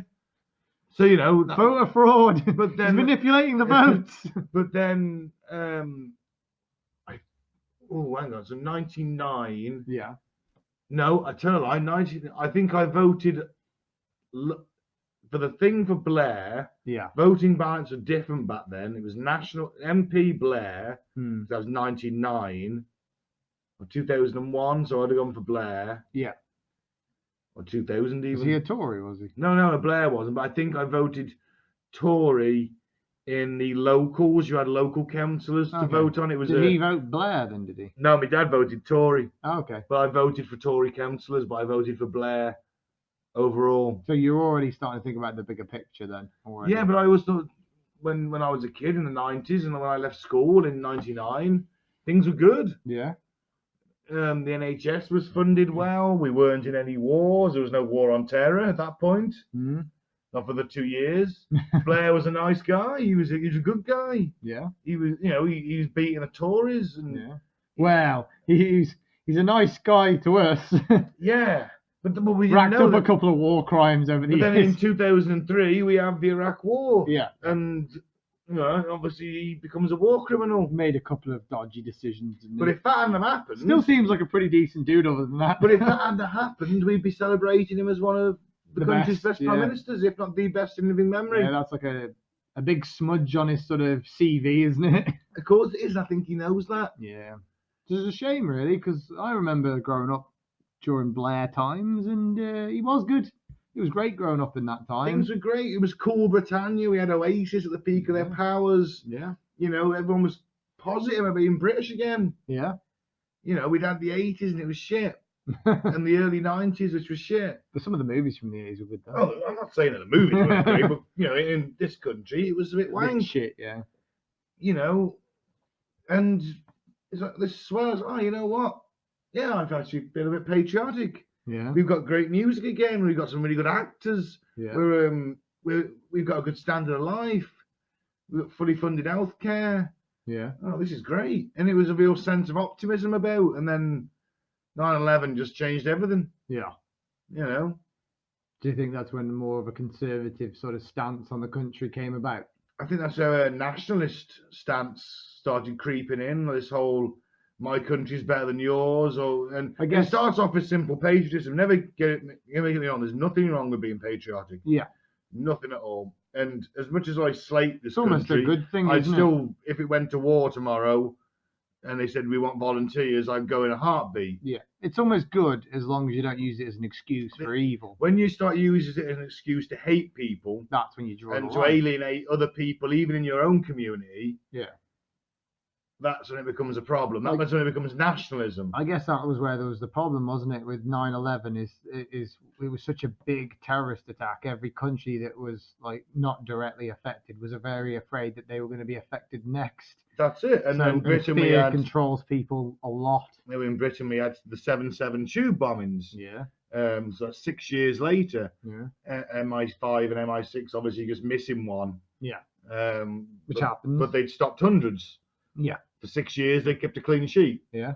You can't really. No. I mean, it's a shitter for the people that were involved, but hey, that's. As far as like nets go, they caught a lot of it. Exactly. They reckon they'd foiled something like over 200 attempts. Yeah. These guys are homegrown and so low tech, they just slipped under the net and they got radicalized, and sadly that they went on to, kill or injure 70 odd, 200 odd people. It's hard to stop stuff like that completely. But I'll always stand up for the SAS guys who sadly killed that civilian. Yeah. When he vaulted the turnstiles because they showed him to stop. He didn't speak great English. He thought they were immigration. Yeah. And he did one. And they went, that guy looks a bit like a guy that we think is on the runs. And they just put several rounds into him and then several more standing over him. Yeah. And if he can move, he can detonate a bomb. Yeah. Sorry, Sometimes it's just protocol, isn't it? yeah, sometimes Nothing personal, you've mate. got It's to just protect everyone else, I guess, in times when it's nothing it personal. happens. You know, and I think since 9/11, everything kind of went downhill a bit. And a bit in the UK, that was used to, that attack, and 9/11 was used to foster More conservative values. more conservative views. Brown people are all terrorists. Mm. Every Muslim is bad. I don't know if And that's a not the case. conservative value. No, but it's certainly The what's whole- been pushed in the papers, who Yeah, are usually conservative papers. Yeah, I'd agree with that. It's more of a The just, Tories will never come out and say that. Yeah. But in the papers that back them up, Yeah. that's what they're saying. That if we stay in the EU, then Turkey's going to join, and that means that 500,000 brown people could be here next week. Yeah. And that was really used in the Brexit debate, and there wasn't enough time to debunk it. Yeah. You know, they've got that fear. And then what happens when you create fear? I don't think the fear, obviously, don't get me wrong, I agree with you to an extent. There is a lot of racist people still alive today, but I think the main fear probably was less about the colour of the skin of the people coming and more about their religious views and the sort of radical ideology. I'm just saying that most Muslim people tend to be brown. Yeah. You know, they're coming from Turkey. We don't want these guys in. And what if they're coming from Saudi Arabia through Turkey and they get a Turkish passport, which is now an EU passport? Yeah. It's a gateway for terrorism. And if they really think the EU is going to go, Turkey's a bit of a rogue state, we should let them in. It's only like a load of Muslim terrorists who could, get EU passports through Turkey. Yeah, I think that a lot of people, like, because of 9/11, like you said, there was a heightened fear for people with religion. Changed everything, mate. It's a little bit more, can be a little bit more extreme. Changed everything. You went from America's a great example, right? Let's not say that every American is a diehard Trump supporter like we see in the videos, but we'll just use this as an example. Well, if the election's true, less Trump supporters than Biden. Well, apparently so. Yeah. But we'll just use it as an example. Yeah. Right? Theoretically. Yeah. You went from flying an American flag outside your house after 9/11 to show support, and then that kind of had other flags appearing beside it. Yeah. And before you know it, they're all Confederates. And I'm not saying there's anything wrong with the Confederate flag. You fly that if you're Southern and you're proud. But what it's associated with is an issue. Yeah. Well, so if you're flying it in the north, then you're going to have some glances. Yeah. I told you about that video, didn't I? Where because some of the people in the South are like, they don't see the racist sort of connotations. No, they just go, hey, it's a Southern flag. Yeah, but I'm from the South, Southern flag. Yeah, you go to the north, it's like you get some looks. I'd imagine you would, because at the same time they're going, well, we beat your ass, fly the fucking federal flag, fly the Union flag. Yeah. Not the Confederacy. Yeah, a lot of people now, they see it as, well, if you're flying that, you're okay with racism, because that's what the whole war was about, wasn't it? There's a lot of slavery. There's a lot of white and black Southerners, and they're just like, we just fly this because we like the flag. It reminds us that we're Southerners. It's like, maybe that's a flag we don't need anymore, I guess, if it's going to bring up. It's a difficult. And you can argue it's like the losers' flag as well. So why do you want to fly it? Yeah, it's something I don't. Some people have a swastika flag. It's like, well, they lost, mate. Yeah, it's something I don't think that's really necessary anymore, is it? Really? No, but symbols have meaning, I guess. Yeah, I guess that's the only problem. Is like the Nazi insignia, that used to be like the swastika. Yeah, it used to be something sort of sign of peace, didn't it? In ancient times. It's a Hindu symbol. It's a Sikh symbol. It's got curved arms. It's got straight arms. But now it'll only ever be known this way. It's rotated that way. It'll only ever be known as a Nazi symbol. It'll only ever be known as a symbol of the Holocaust, basically. Yeah. And the thing is, that's the thing. I see this country very, very slowly, almost imperceptibly slipping to the right. And what you think? I do, yeah, very, very slowly. The attitudes that people have now are not the attitudes people had 10, 15 years ago. I don't think I agree with that. I think that my generation and the generations after me are left-leaning. I think they probably are, but I'm on about the guys who are my age and older. They won't be in charge for long, though, will they? Doesn't matter. It's there. They're the voter base, and they feel that what they grew up with is under attack. Yeah. The wokeness. Oh, well, you can't say this anymore. Well, I don't want to vote for Labour because they think that they're all for this woke. They're a bunch of commies. They're Marxists. Yeah. You know, I'm going to vote. How many working class people voted for the Conservatives? Yeah, it went up.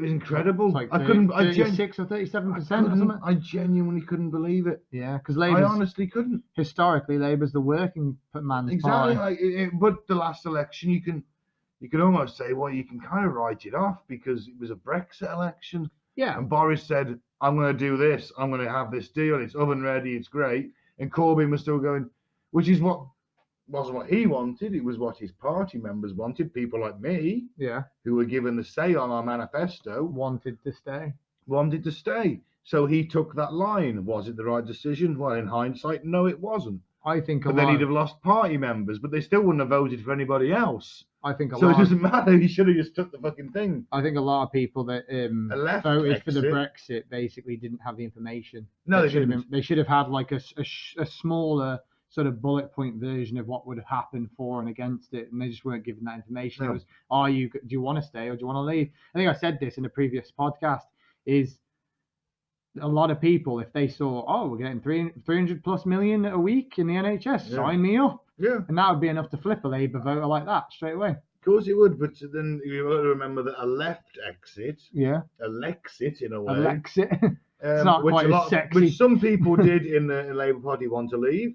Yeah. Then, but remember, a left exit would have seen us leave on basically sort of Scandinavian terms. Yeah. We'd have kept pretty much everything and just not really had a say, but just abided by the rules. And that's almost kind of worse, though, isn't it? It's like 1 foot in, 1 foot out. That's almost kind of worse. And we voted to leave, and I don't think that people wanted to leave, that they've been manipulated into it, and that's why they voted the Conservatives. We'll see if that changes in the next 4 years, won't we? Yeah. I'd say Brexit got me, if you want me to moment, in hindsight, I'd say that Brexit annoyed me so much. It got you into politics. It got me into politics more. Yeah, I mean, I probably would have voted same as you for Brexit, if just for the ability of freedom of movement. But I do think there'll be some good that comes from this. I'm optimistic on it. I mean, I would have still stayed, but it's too soon to say. The fact that France is considering doing it as well, they're considering leaving. Yeah, but makes Macron me think wants that, a diversion. Yeah, it's starting to make me think that Cameron did. Yeah, it's starting to make me think that the EU may be a sinking ship now, that people are starting to jump off. Maybe it is, but maybe you just got the more right-wing governments who are making things worse for their people, are just blaming it on the EU because it's a convenient scapegoat. Maybe they've learned the same lesson in France as they have in Britain. It could be. Oh, things are shit in this country, but it's nothing to do with the last 10 years of austerity, Yeah. where we've been deliberately cutting your funding for the stuff. Yeah. No, that's the EU's fault. It could be. Don't blame us, it's them. Look at all the money we're sending them. Mm-hmm. It's too soon to say, though, isn't it? It's basically just a convenience. It's jingle the keys over here while the real problem's over there. Yeah, maybe. It's too soon to say, though, isn't it, right now? It is. We'll see how it goes. I'm still not sold, but we'll see how it goes. Yeah. I would have voted the same as you, but now I'm thinking, well, if we've jumped ship and we're not doing great right now, but no one's doing great right now. It's still early days. Yeah. We could do great in a couple of years, and if other countries start seeing it, maybe they'll jump in ship and maybe they'll create something similar. Or maybe we just restarted different guys. Sometimes Who I knows? feel But like it'll still end up the same fucking way as it was. Well, sometimes I feel like England likes to be the centre, so I feel like they never were. Oh, so you're suggesting that we have like a? Oh my God, we'll end up like with a little European empire. Yeah, I always feel like. Oh my God, and then we'll fucking get the Commonwealth back on board. India, Pakistan, Australia, Canada, South Africa, loads of other little South African countries. As soon as they left the My EU, God. who did they start contacting? Well, of course they did, but a lot of them don't want anything to do with us. No, but they started reaching out to like India and stuff. And that's what they should have done. Is if you'd have gone, we're going to leave the EU, I'd have gone, not really that thrilled about that, but okay. Yeah. Oh, but we're replacing it with like the EU of Commonwealth. Yeah. So I can go and live and work in Canada or Australia if I want to. That'd be awesome. I'm fucking straight there. Yeah. All right, well, okay, it's a bit more difficult in Europe, but now I can go to lots of other places that are only going to get better because, like some of the smaller African countries we used to, Sierra Leone, for example. Yeah. Yeah, right. It might be a civil war rat hellhole right now. Yeah. But give it 10 years And it when the might money be starts pumping in. Yeah. They're all going to forget about fighting and just fucking get the country up to scratch. The economy. Boost the economy with tourism. Yeah. There you go. And all of a sudden, everyone's going to go, you know what? There's a lot of money going around here. Yeah. Maybe we don't need to fight anymore. Yeah. Just saying, could have worked. World economics is also always a difficult subject to fully grasp, but I just find it hard to believe now that any country could be self-sufficient to the point where they trade the minimal amount. I mean, I know China basically China's huge. doesn't buy in a lot of stuff, but they sell a lot of stuff. So and they trade all over the world, don't they? They've got the resources, they've got the population. And because we don't make anything, well, we do make a few things, but nothing like China. We're like the opposite to China, isn't it? They sell, and then we buy. This is why we have a lot of things that says made in China, because we're like one of the biggest economies. So and we are basically. And they make cheap goods. Yeah, we're a consumerist country, aren't we? So like they flood the world's markets with cheap goods. Basically, they do, they do. Made by slave labor. Unfortunately, really, not all of it's slave labor. Well, even when they're paid, often it's paid pennies. Yeah.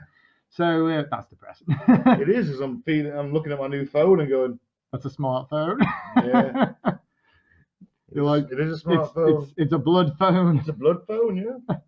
I can't talk. My phone is literally from China. It is. It's probably been inspired. We're probably being inspired on by Beijing right now. Right now. But yeah, my point is, I can't imagine a country, especially a country like ours, it's such a small country, being able to survive on its own. So we're gonna have to join multiple organisations, if not create our own. Yeah, so we're just going to leave one organisation to start up another or join another. So it's like, well, what was the point of leaving the first one? That's my point. These guys are closer to us. We've got shorter supply lines. That's my point, is I think that England, or the UK even, is obsessed with being the centre. I think they want to create their own. Of course it is. Obviously the empire, isn't it? It's like people still think that... They want an economic empire, don't they? I'll tell you what it all boils down to, is that certain people in power, certain politicians... like to think that we're still this world power. Yeah. But so we want to be instead of being a military world power, we want to be an economic. That's what I think they're striving for. But I think it's part of them probably wants the military world power too. I think they like a return to that, some of them. I just don't see it. But it won't happen. No, it will never happen. But they'll call for it, but it'll never happen. But we're not big enough anymore. No, of course we're not. But and everyone's kind of on the same playing field nowadays. We've all got guns. Yeah. But when we took the empire, mate, not many of our opposition had guns. They're like that. Some did. Some fought really hard fights. They're like, that's nice. What else you got? Because we got these. Our row of nukes. Yeah. Oh, look at that. Another row of nukes. I forgot we had those. Technically, South Africa it's always thought South Africa has nuclear weapons, and they're in the Commonwealth. Yeah. Canada, I think, has nuclear weapons there in the Commonwealth. Yeah. So we should team up with those two. Yeah. We're powerful again now. Mainly white populations. India, Pakistan, of course, have got massive nuclear arsenals. Yeah. So it's all nuke clubs, isn't it? Yeah. Which might lead to some power struggles. Yeah. Okay, slight off topic, still on politics. Just wanted to interested in your views, I guess. Is you said that, like, obviously England's been a Tory government, which is right wing for the past 10 years, hasn't it? And then like France as well, you said was quite politically corrupt, and they've been right wing for a long time as well. They're right, but not really right centre. Maybe. Yeah, Macron claims he's right centre right. Yeah, they always have the problem with the left parties in France seem to be shit, and they always seem to be up against the far right. In that Le Pen and his daughter Marie runs now. Yeah. But I think they're like one of the biggest parties in France as well. So yeah. I don't know a lot about French politics, admittedly. Well, you know enough for the question I was going to ask. Anyway, my question is basically, because you say you're centre-left, don't you? Yeah. So do you think that a right-wing government, if it's centre-right-wing, can run effectively and even better than, a centre-left government? As effectively and, you don't as the well. Tories are centre left and they're not doing centre right and they're not doing great. Not like the specific one as in do you think that a right wing government could do well? I think it all depends. A lot of things, there's a lot of variance in there. Yeah. Well, the question, I mean, all right, so let's say, for example, 1930s Italy with Mussolini, the trains are on time. That's great. What civil liberties have I lost? Yeah. Is there a curfew? Have I got armed troops on the streets? Yeah. Can I say things without being arrested? Can I slate the government? Or am I taken off to some kind of camp where I'm made to work? That's not centre right though, is it? I'm guessing. No, but how many? That's like the extreme end, isn't it? It's like extreme. Will I be arrested for criticising the government? Yeah. when I protest on the streets, if it's a peaceful protest, are they going to send in the arm? Are they sending the police against me? So that's an extreme right government then. But it's very strange. Things move very quickly. Oh yeah, because you can see that a lot in America, with the extreme left. It's moving very quickly there. Can a centre right government run a country? The simple answer is yeah, they can. Yeah. It all depends on what they want to take from the people or give to the people. Yeah. The whole point of a government, no matter where they sit on any political spectrum, the whole point of a government is to make things better for the people. Yeah. And that's what it all comes down to. Yeah. All this left and right crap, it's meaningless, really. It's just what tribe we want to put ourselves in, what gang we want to be in. It's not politics anymore. It's gang warfare. Yeah. No, you're a Republic Crip or a Demo. What's the other one? Blood. Demo blood. Whatever. Yeah. Yeah. Or you're a Tory or you're Labour or you're Green, and you might as well be fucking eating a lettuce somewhere off the floor. Yeah. At the end of the day, the whole point of all of this is to collect all that money in a pot, make it better, and divvy it out so everyone has a better life. Yeah, I agree with that completely. To be honest, all of this massive corruption on every side, I'm not saying it's unacceptable. It's just bollocks. It is, yeah. It's just rubbish. Yeah. And then they're saying, "Oh, we spent 800 million quid on a report." All right. Well, how many nurses could that have paid for? Yeah. And why does a report cost 800 million fucking pounds? Yeah. What's going on? Why are you on expenses? Yeah. Why are you guys having 3 homes with their mortgages being paid for? Yeah. You know what? We'll do a block of flats, and you can all stay here when Parliament's in session. We'll put armed guards on for you. That's a good idea. There you go. You haven't got to have a second home now. Yeah. Because these are your quarters and there's offices. More like 3 or 4 homes. Exactly. Yeah. It's just, but they'll never do that. It's because of money. Because they're the guys who have to vote for it. They vote on their own pay rises. Yeah. MPs have had something like 12, 13% in this country. It should be over the last 10 years. The people who vote. I've had 3.5. Yeah. Should be the people who vote on their pay. Of course it is. We should vote on their pay rise if they're doing a good job. Yeah. If they're not, let's not give. In fact, let's vote to give them a pay cut. Yeah. If they're doing a poor job. Yeah. Yeah. And that is true democracy, but we nowhere has a true democracy. No. Yeah. The only reason why I asked the question really is because obviously you say centre left, so I was just wondering because obviously England's a bad example of this because they are right wing and they are on a whole pretty terrible. But I'm just wondering if there was a right-wing government that was kind of centre-right, so that they're close to you being centre-left, but you're not right in the middle, are you? You're not meeting each other, but you're slightly off, but you're both in the centre. Would you think they were doing a good job? As long as everybody's prospering. Even if you disagreed with half of what they were doing? Yeah? If the country's going well, if everything in the country's going great, if your healthcare system is running at perfectly optimal levels, if your welfare state is running at, I'm saying welfare state and NHS like everyone's got that. We're very lucky in this country, but I'm just using Britain as the example, listeners. Yeah. If our NHS is at peak capacity with all the funding it needs, if our economy is strong, if I'm walking out of one job into another and not dropping pay and I can afford to take that chance, job security because the economy is booming. There's manufacturing, there's new houses going up, so that means that housing is more affordable. Yeah. And it's social housing, so it's something I can rent to buy. Everyone's got a chance to get on the property ladder. Yeah, yeah. You've got to give everybody a fair shot. Yeah. Now, I also agree with you, who's more centre-right, that I am a big fan of a meritocracy. Yeah, yeah. And if you work hard and succeed, then maybe you do deserve that little bit extra. Yeah, yeah. But you should be given the chance. Yeah, yeah. I mean, you've had the chance. You went to free college.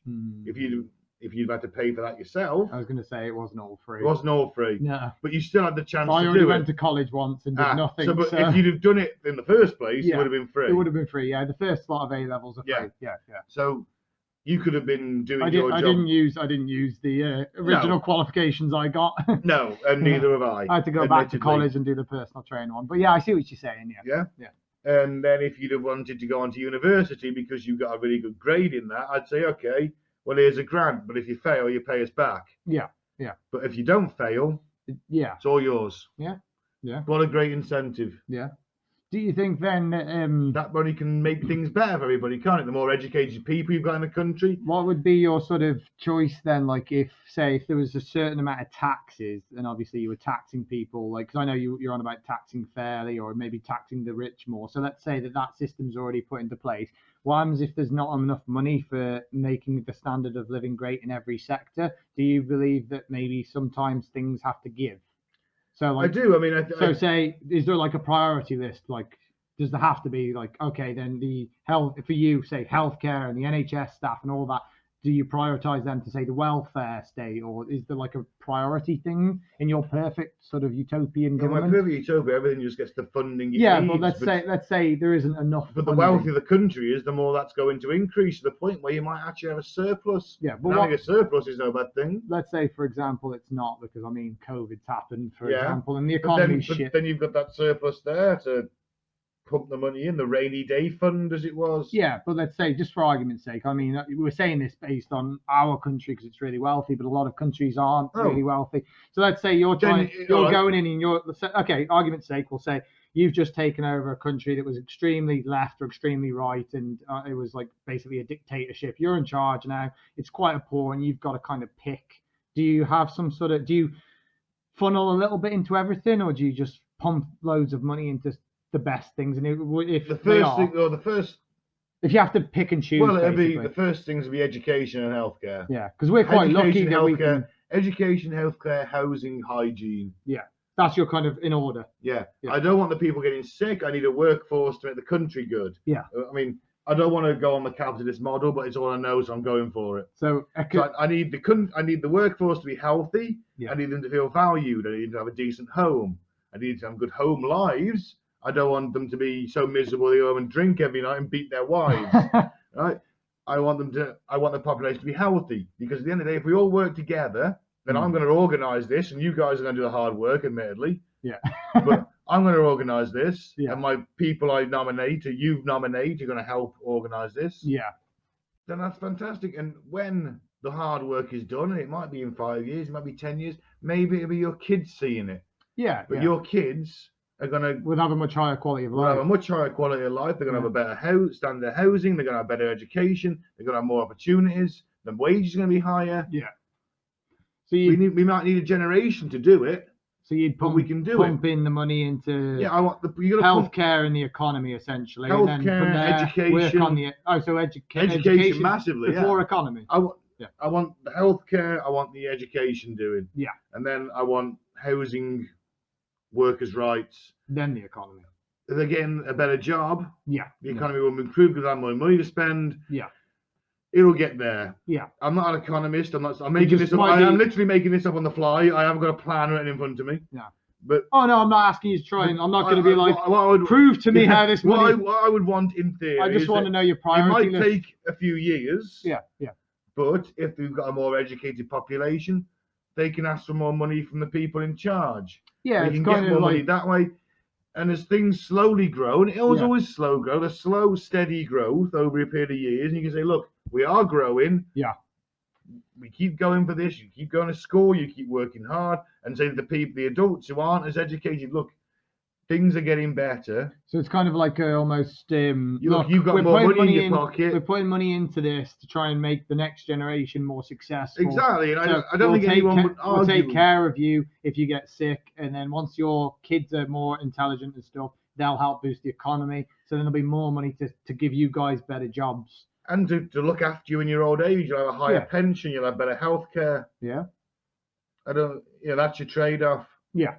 It's like, all right, things are going to get gradually better for us, but hey, in 10 years, we'll be able to buy a place. Yeah, yeah. Our kids will have a house. Yeah. Job security is really good because the economy is growing. All right, I can't quite just stroll out of anything into another job. Yeah. But I could retrain. But I know that my kids are getting a good education, and they can do a better job than me and earn a bit more money. What would you sacrifice if you had to, if you had this pot of money and you thought, well, if I put a little bit of money into everything, nothing's really going to be great. So I'm going to put a ton of money into healthcare, ton of money into education. What would be the thing you'd sacrifice where you'd be like, you know what, we can't currently put money into this until we build up the country and make it more successful? Then it's really controversial, but it'd be foreign aid. Foreign aid. Yeah. because I'm a firm. Focus on the country first. Yeah, because and I'm a firm. yeah. I'm a firm believer. I thought in you'd say maybe so. Well, No. I guess sort of foreign wars as well. foreign wars. I was just going to say, I I would thought cut. you'd cut back the I wouldn't military. cut a military budget. Yeah, yeah. But I also understand that You need an army. you need to have strength, and you need to appear strong even if you're weak. Yeah, yeah. So yes, I'm not going to say I'm going to have a standing army of like 5 million dudes. I don't know, 100,000. Yeah. Is that enough? If shit hits the fan in a country, can I come in and just peacefully keep control with those guys? Yeah. And if there's 100,000 soldiers, then hey. But then again, what's the strength of my army at the time? I don't want to release a shitload of pissed off trained soldiers. It's not So going I've got to gradually do that, but I've got to educate them as well. It's not going to be great. It's just had a civil war and you Yeah. took it over. Exactly. So I've You got don't to even know if half of them trust you. Exactly. I've got to look at that situation. Yeah.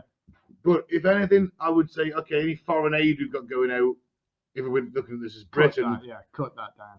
we've got to cut that down because Yeah. if my house is on fire, I'm not going to take my water to my neighbour's house. Yeah, fix your country Fix first. my country first. Once your country's wealthy, Once we're help good, foreign I'll countries. start dishing money out again. We'll start loaning people cash. I've got no issue with that.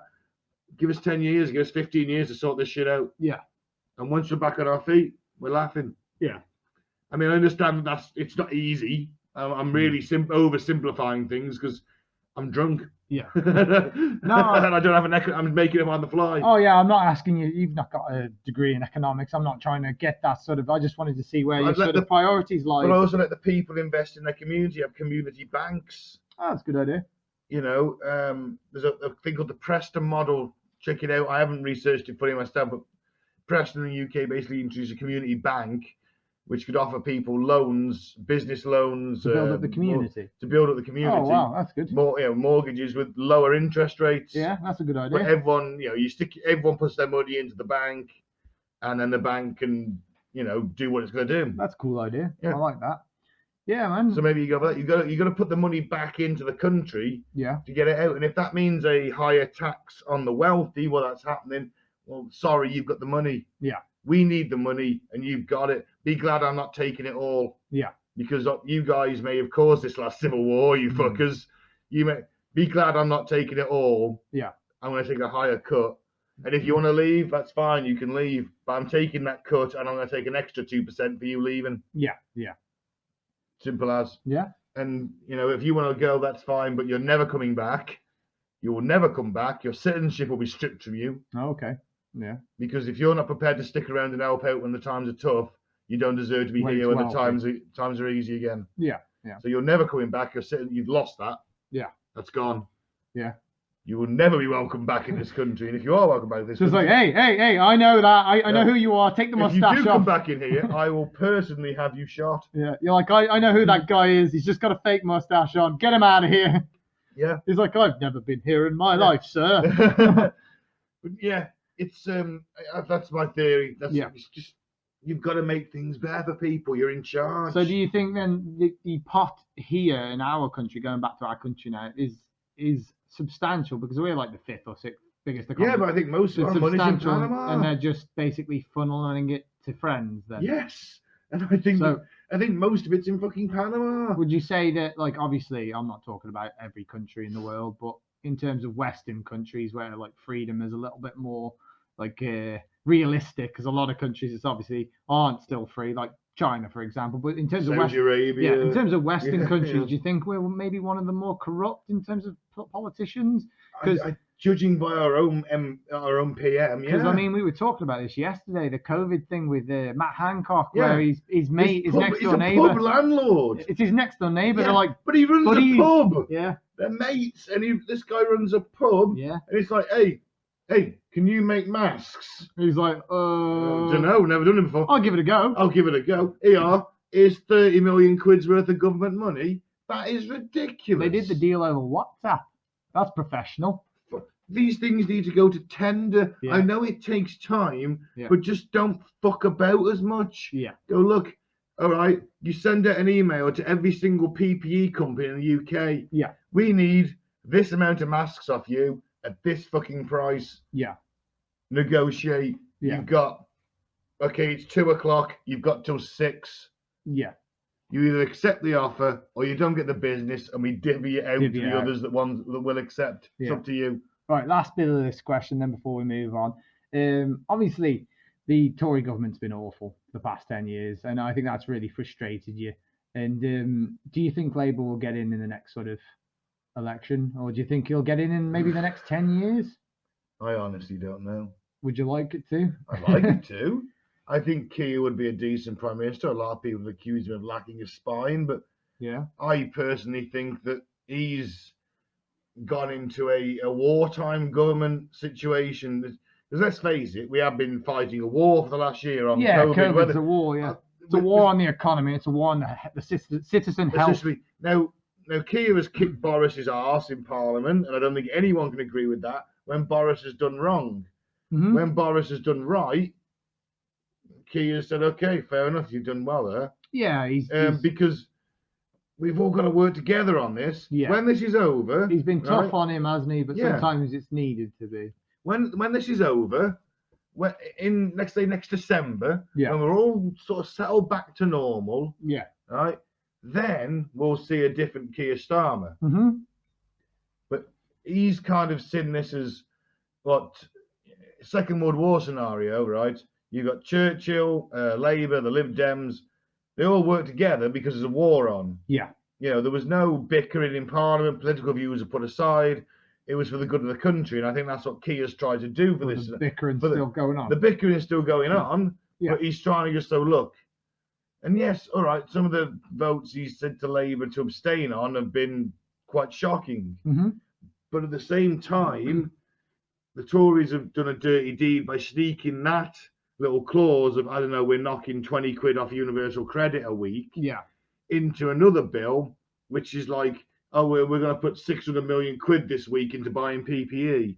So you can't vote for one without voting for the other. And sadly, that happens in America too. Is they sneak in things into these bills where either they're snuck in such a way people will barely notice. That's happened with that stimulus thing, hasn't it? Yeah, the Democrats, they're on about trying to do the stimulus check so people get anyone. It was something like, was it 800 trillion or something dollars, and like massive chunks of it goes to foreign aid and stuff. We were talking about that the other month, wasn't it? They're sending something like, was it a boat or something they're buying for another country? That's right, yeah. Like a Coast Guard boat for another country. Yeah, for another country.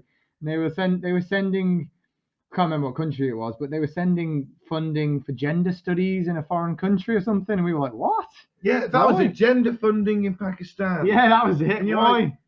So it was like 15 billion, 15 trillion? No, I think it was 15 million or 20 million. It was something like that. We're probably getting the numbers wrong. It's 15 something. Yeah.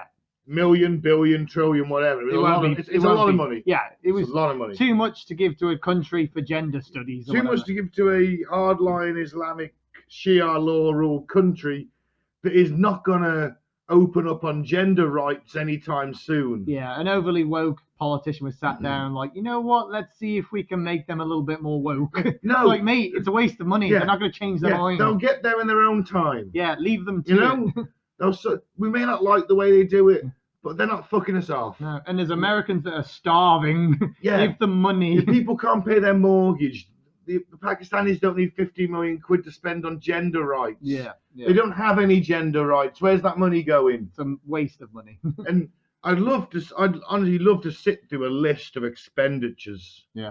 And just cut that. Yeah. Cut it. Yeah.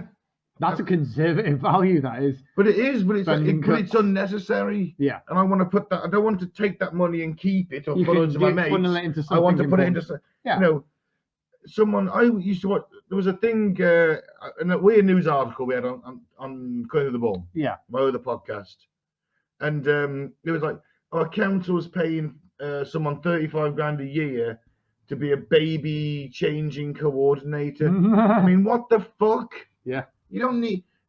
And one of their jobs is this woman was like, you've got to ask for consent before you change a nappy. No, man. It's like, what the? The baby should give you like a knowing look or a nod. It's like, so if he doesn't, he's going to sit there in his own shit all day. I just walk up next to her and be like, I don't think that was the right look. I think you need to go think about what you just did. Yeah. I'm going to report you to HR. But it's like, you can't give someone a job like that. It's ridiculous. And idiotic. Look, you just got to really streamline shit. And I know that people would lose their jobs in this scenario, but we can put them into other jobs somewhere else. Yeah, they've got the skills. Create new jobs before you cut those jobs that you can put them into. But you don't need someone who's going to coordinate baby changing. You don't need. When I did my work experience at the Wrekin Council, Towden Wrekin Council, where we live. Yeah. And okay, I was 16, so we're talking. It was 50 years ago. I'm 38, so what's that? 22 years ago, right? Yeah. The amount of waste that went on then was horrific. Oh, it happens all the time. You know, there was a guy who had every Wednesday off, and no one figured it out how he managed to fix his flexi hours. Yeah. Because they could work when they wanted, as long as he did this set amount of hours, and he had every Wednesday off, and no one figured out how he did it. Yeah. You know, something's going. You know, I was there on work experience. I spent most of my time reading. Yep. Wasting time and money. Photocopying. Yeah. You don't need. They're sat around doing nothing. And yes, nobody's inspecting what they're doing. I guess. Yes, it's right wing to say cut stuff, but at the same time, I'm not on about cutting them. Maybe just putting them somewhere else. Yeah. So it's like you don't need someone to photocopy when you can put that somewhere else. You could, get that person an admin job. Yeah. So let's say for argument's sake, then Keir gets in next election and he does a really good job and proves all of the Tory supporters wrong, and everyone loves him, and he gets re-elected and he does a really good job, and then he kind of rides off into the sunset, a successful politician. What happens? What would you do if then the next candidate for the left is a poorer candidate than the guy that's on the right? Like they're not as good. Their arguments just don't sit right with you. Then I'd be wondering how that person was party leader. And how they're so terrible that they're so terrible. Would you not vote for the Tory option? Would you choose to abstain from the vote? I'd probably abstain. Even if you think that right wing politician actually sounds all right, and they've got some good policies, what's the manifesto? We don't know in this scenario. And you gotta look at the manifesto, I guess, in that scenario. Yeah, but in this argument, they sound like they'd do a better job than the. Then I don't know. I honestly can't say. We're talking 15 years time, and I can't say. Maybe I don't like the guy. Maybe I do. Yeah. Maybe the way he comes across. Maybe he's a bit like me. Yeah. Maybe I've ended up becoming a Tory at this point. Who knows? A lot can happen. I'm just wondering if it would be the policies you'd vote for, or the party, basically. Like if the policies were right, would you vote for? The policies, of course. So I want what's best for the country. So but that depends on. But do I look at this guy and think, is he Boris? Is he? So in your mindset, it's just you can't see the Tories evolving to the point where you would. Well, the thing is, if Labour were in power for 3 elections, and so it'd have to evolve. Yeah, they'd have to come closer to the centre. That's what I mean. So in that scenario, then I guess so. Yeah, I suppose a lot of the older, only if a lot of the older their policies. But in that time, a lot of the older Tories would have been voted out. Yeah, and replaced by new ones who might be younger more liberal. People. Yeah, who were younger people. So it's hard to say. You don't know where. At that point, Labour might have gone slightly more right, and the Tories might be left. Who knows? Yeah. 15 years. Or they might both be more radical. A week is a long time in politics. Asking me to call what's going to happen in 15 years, I can't even tell you. Yeah, I wanted to know your opinions on would you vote for it? Because you see it as teams, don't you? Yeah. So I just wanted to see if you'd vote for the team you don't usually like if you thought that they were the better option at that specific time. Well, even on Super 6, on the betting on a Saturday, I'll never bet against Blackburn, even if I lose. So you'd stick with your team? I guess so. That's fine. It's just a curiosity. Basically, I guess so. Yeah, because I flip between the two, don't I? It would depend on if I thought that the Labour leader was a massive tool or not. Yeah. That's what you got to look at. Yeah, I guess you pick people as well, and if you like them, don't you? You have to have like a bit of a personal connection with them. Of course you do, and that's why so many people like Trump, because they felt that he was one of them. Yeah, I always liked him based on his policies, not really his personality. I mean, I don't know him in his private life, but based on his internet persona, I don't think I'd share beers with him and whatnot. But on his policies, I preferred his policies.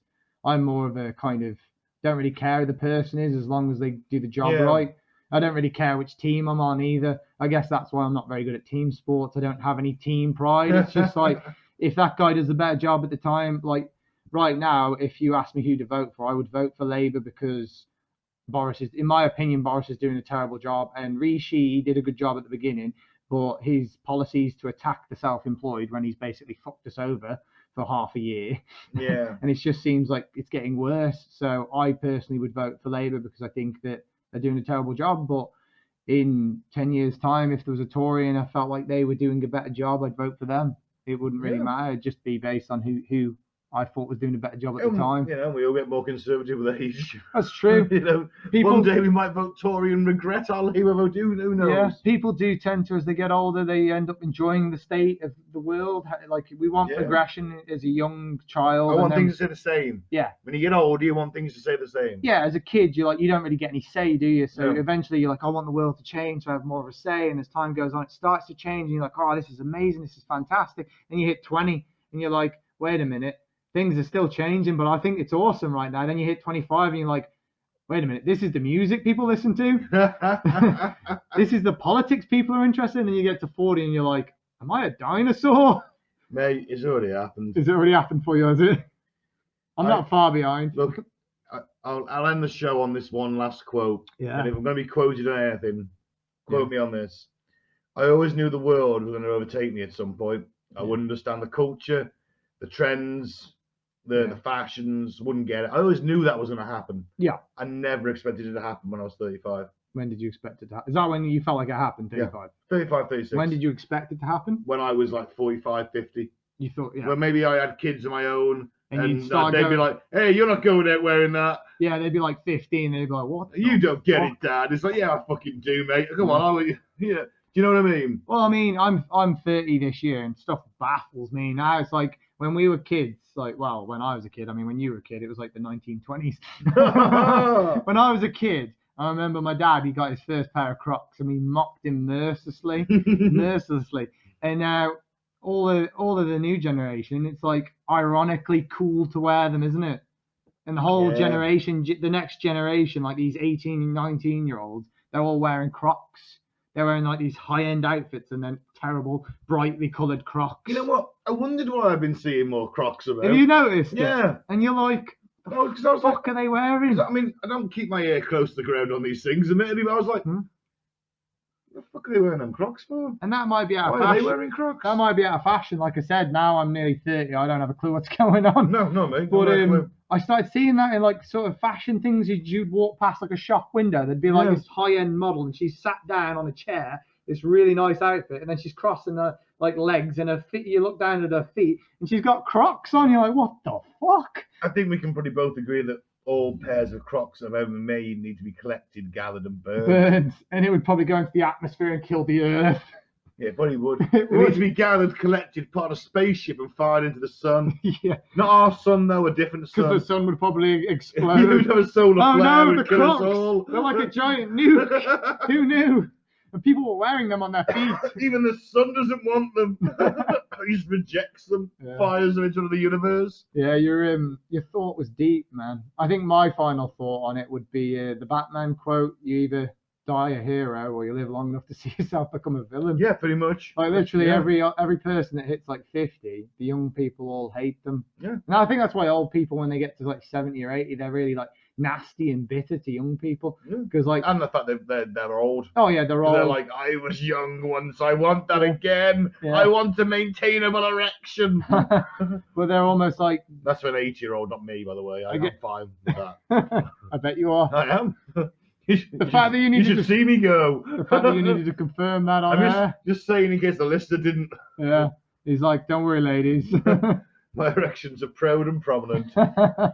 But yeah, I just think that because they're older, I guess the world has long since left them. So things have changed and they don't like it. Yeah. And no one likes change.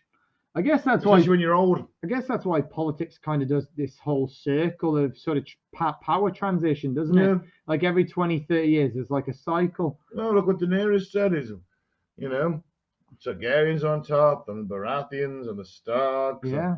And, what are you going to do? Stop the wheel? No, I'm going to break it. Yeah. I'm going to come in and just snap it in half and go, well, fuck you all, I'm in charge, and this is how we're going to do things now. Yeah. But then what happens after you go? Yeah. Well, basically. Nothing. It all goes back to the same. Basically. It all goes back to the same because that's the system people knew before. Well, basically, she'd just become the dictator, wouldn't Of course she? she would. And then once she's dethroned or she dies of old age, then they just basically go back to their default, I Of guess. course they would, all the 7 kingdoms and start fighting amongst each other again until they crowned a king, and then Yeah. it'd all just devolve into that.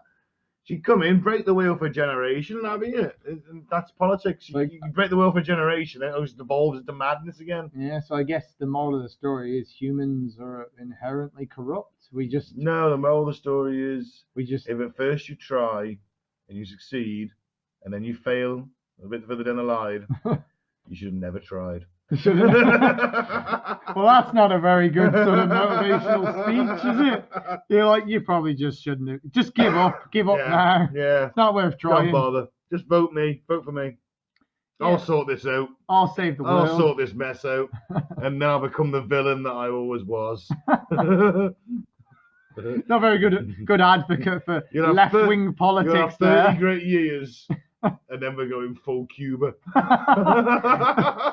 What, so you're going to be like a 70-year-old dictator? Yeah. You're all of a sudden just going to be like, in the last sort of 10 years of my life, I'm going to be... As soon as I get to the last 10 years, I'm like, right, uniform on, cigar. You're going to be like, you remember that great healthcare system I set up? Yeah, it's gone. Remember that great welfare system I set up that wasn't corrupt and people weren't taking all the money from it? Yeah, it's gone. Where's the money gone? It's on my yacht. You remember all those corrupt politicians I got rid of? Here's a whole load of new ones. Say hello to all of my yes men. I will not have you say a word against Fidel. I'm sorry. You just said you want to become the new Fidel. Yeah, so I'll still keep the amazing healthcare and education system. I'll just cream a little Yeah. bit more off the top. That wasn't amazing though. Well, you don't have the money. Anyway, If he had the money, we've been, might have worked. we've been bothering for long enough. yeah, that's true. It's getting late. It is getting late. I need to hit the rum. Yeah, you've not touched the rum Yeah, yet. we need 12 cans of lager. You're I like- need to hit the rum. You're like, this isn't the big birthday blowout I wanted. Yeah, where's the strippers, Sean? You're like, I've had like 4 beers. No, you've had like 6 beers, I think, haven't you? Actually, I had 4 earlier. Yeah, But I so, went to my so mum's. you've had like 8 beers. And then I had 4 at my mum's. Yeah. And I had another 4 now. So Oh, that's 12. shit. Are you not already drunk? Usually a little bit drunk by then. Because they've been spaced out. You're like, I'm pacing myself. I had 4 on my phone call earlier. Yeah. So, anyway, I think I want to say thank you very much for allowing me to go off on my tangents. You're welcome, man. Happy birthday. Thank you very much. Another And year closer to the grave. You know what? Funnily enough, Mike said the very same thing to me yesterday on the phone. Hey, another year close to the grave. Cheers, you happy bastard. You know what you should have said to him? You'd be like, I'll still outlive you, you bastard. He's like, how can you guarantee that? And you just like slowly pull out a knife. Only one will leave. One shall stand, one shall fall. Yeah. He's like, it was just a joke. Calm down. And I started going out having knife fights every Yeah. Sunday afternoon I'll against be the like- homeless population. I'll ring up Mike and be like, Mike, he's sensitive about his age. Too late, he's trying to stab me. I've locked the door, he's getting through. I just hear you like smashing the door down. Here's Benny. Benny two dicks off that COVID jam. Yeah. Yeah, how you getting on with that second dick? Fantastic. Yeah. Yeah. It's amazing. Love it. When one gets sore, just switch to the other. You got too much free time. I know. You need to go back to work. Right, let's sign off, Let's man. sign up. Okay, I'm in Ben. Thank you very much for listening to my birthday party. And keep listening to the show. Support us on Facebook and Patreon if you feel inclined. We're on SoundCloud. We're on SoundCloud too. Listen to Cutting Through the Ball. Listen to Cut of the Ball. Don't do the favourite. Don't join a cult. Form a shield wall. You forgot your new one. I'm going to do it at the end. You're going to do it at the end. Yeah. And I've been Sean. Thanks for listening. Oh, I've got that bit wrong. And don't be a dick. Boom. Flip it. Reverse it. We are devil's advocates.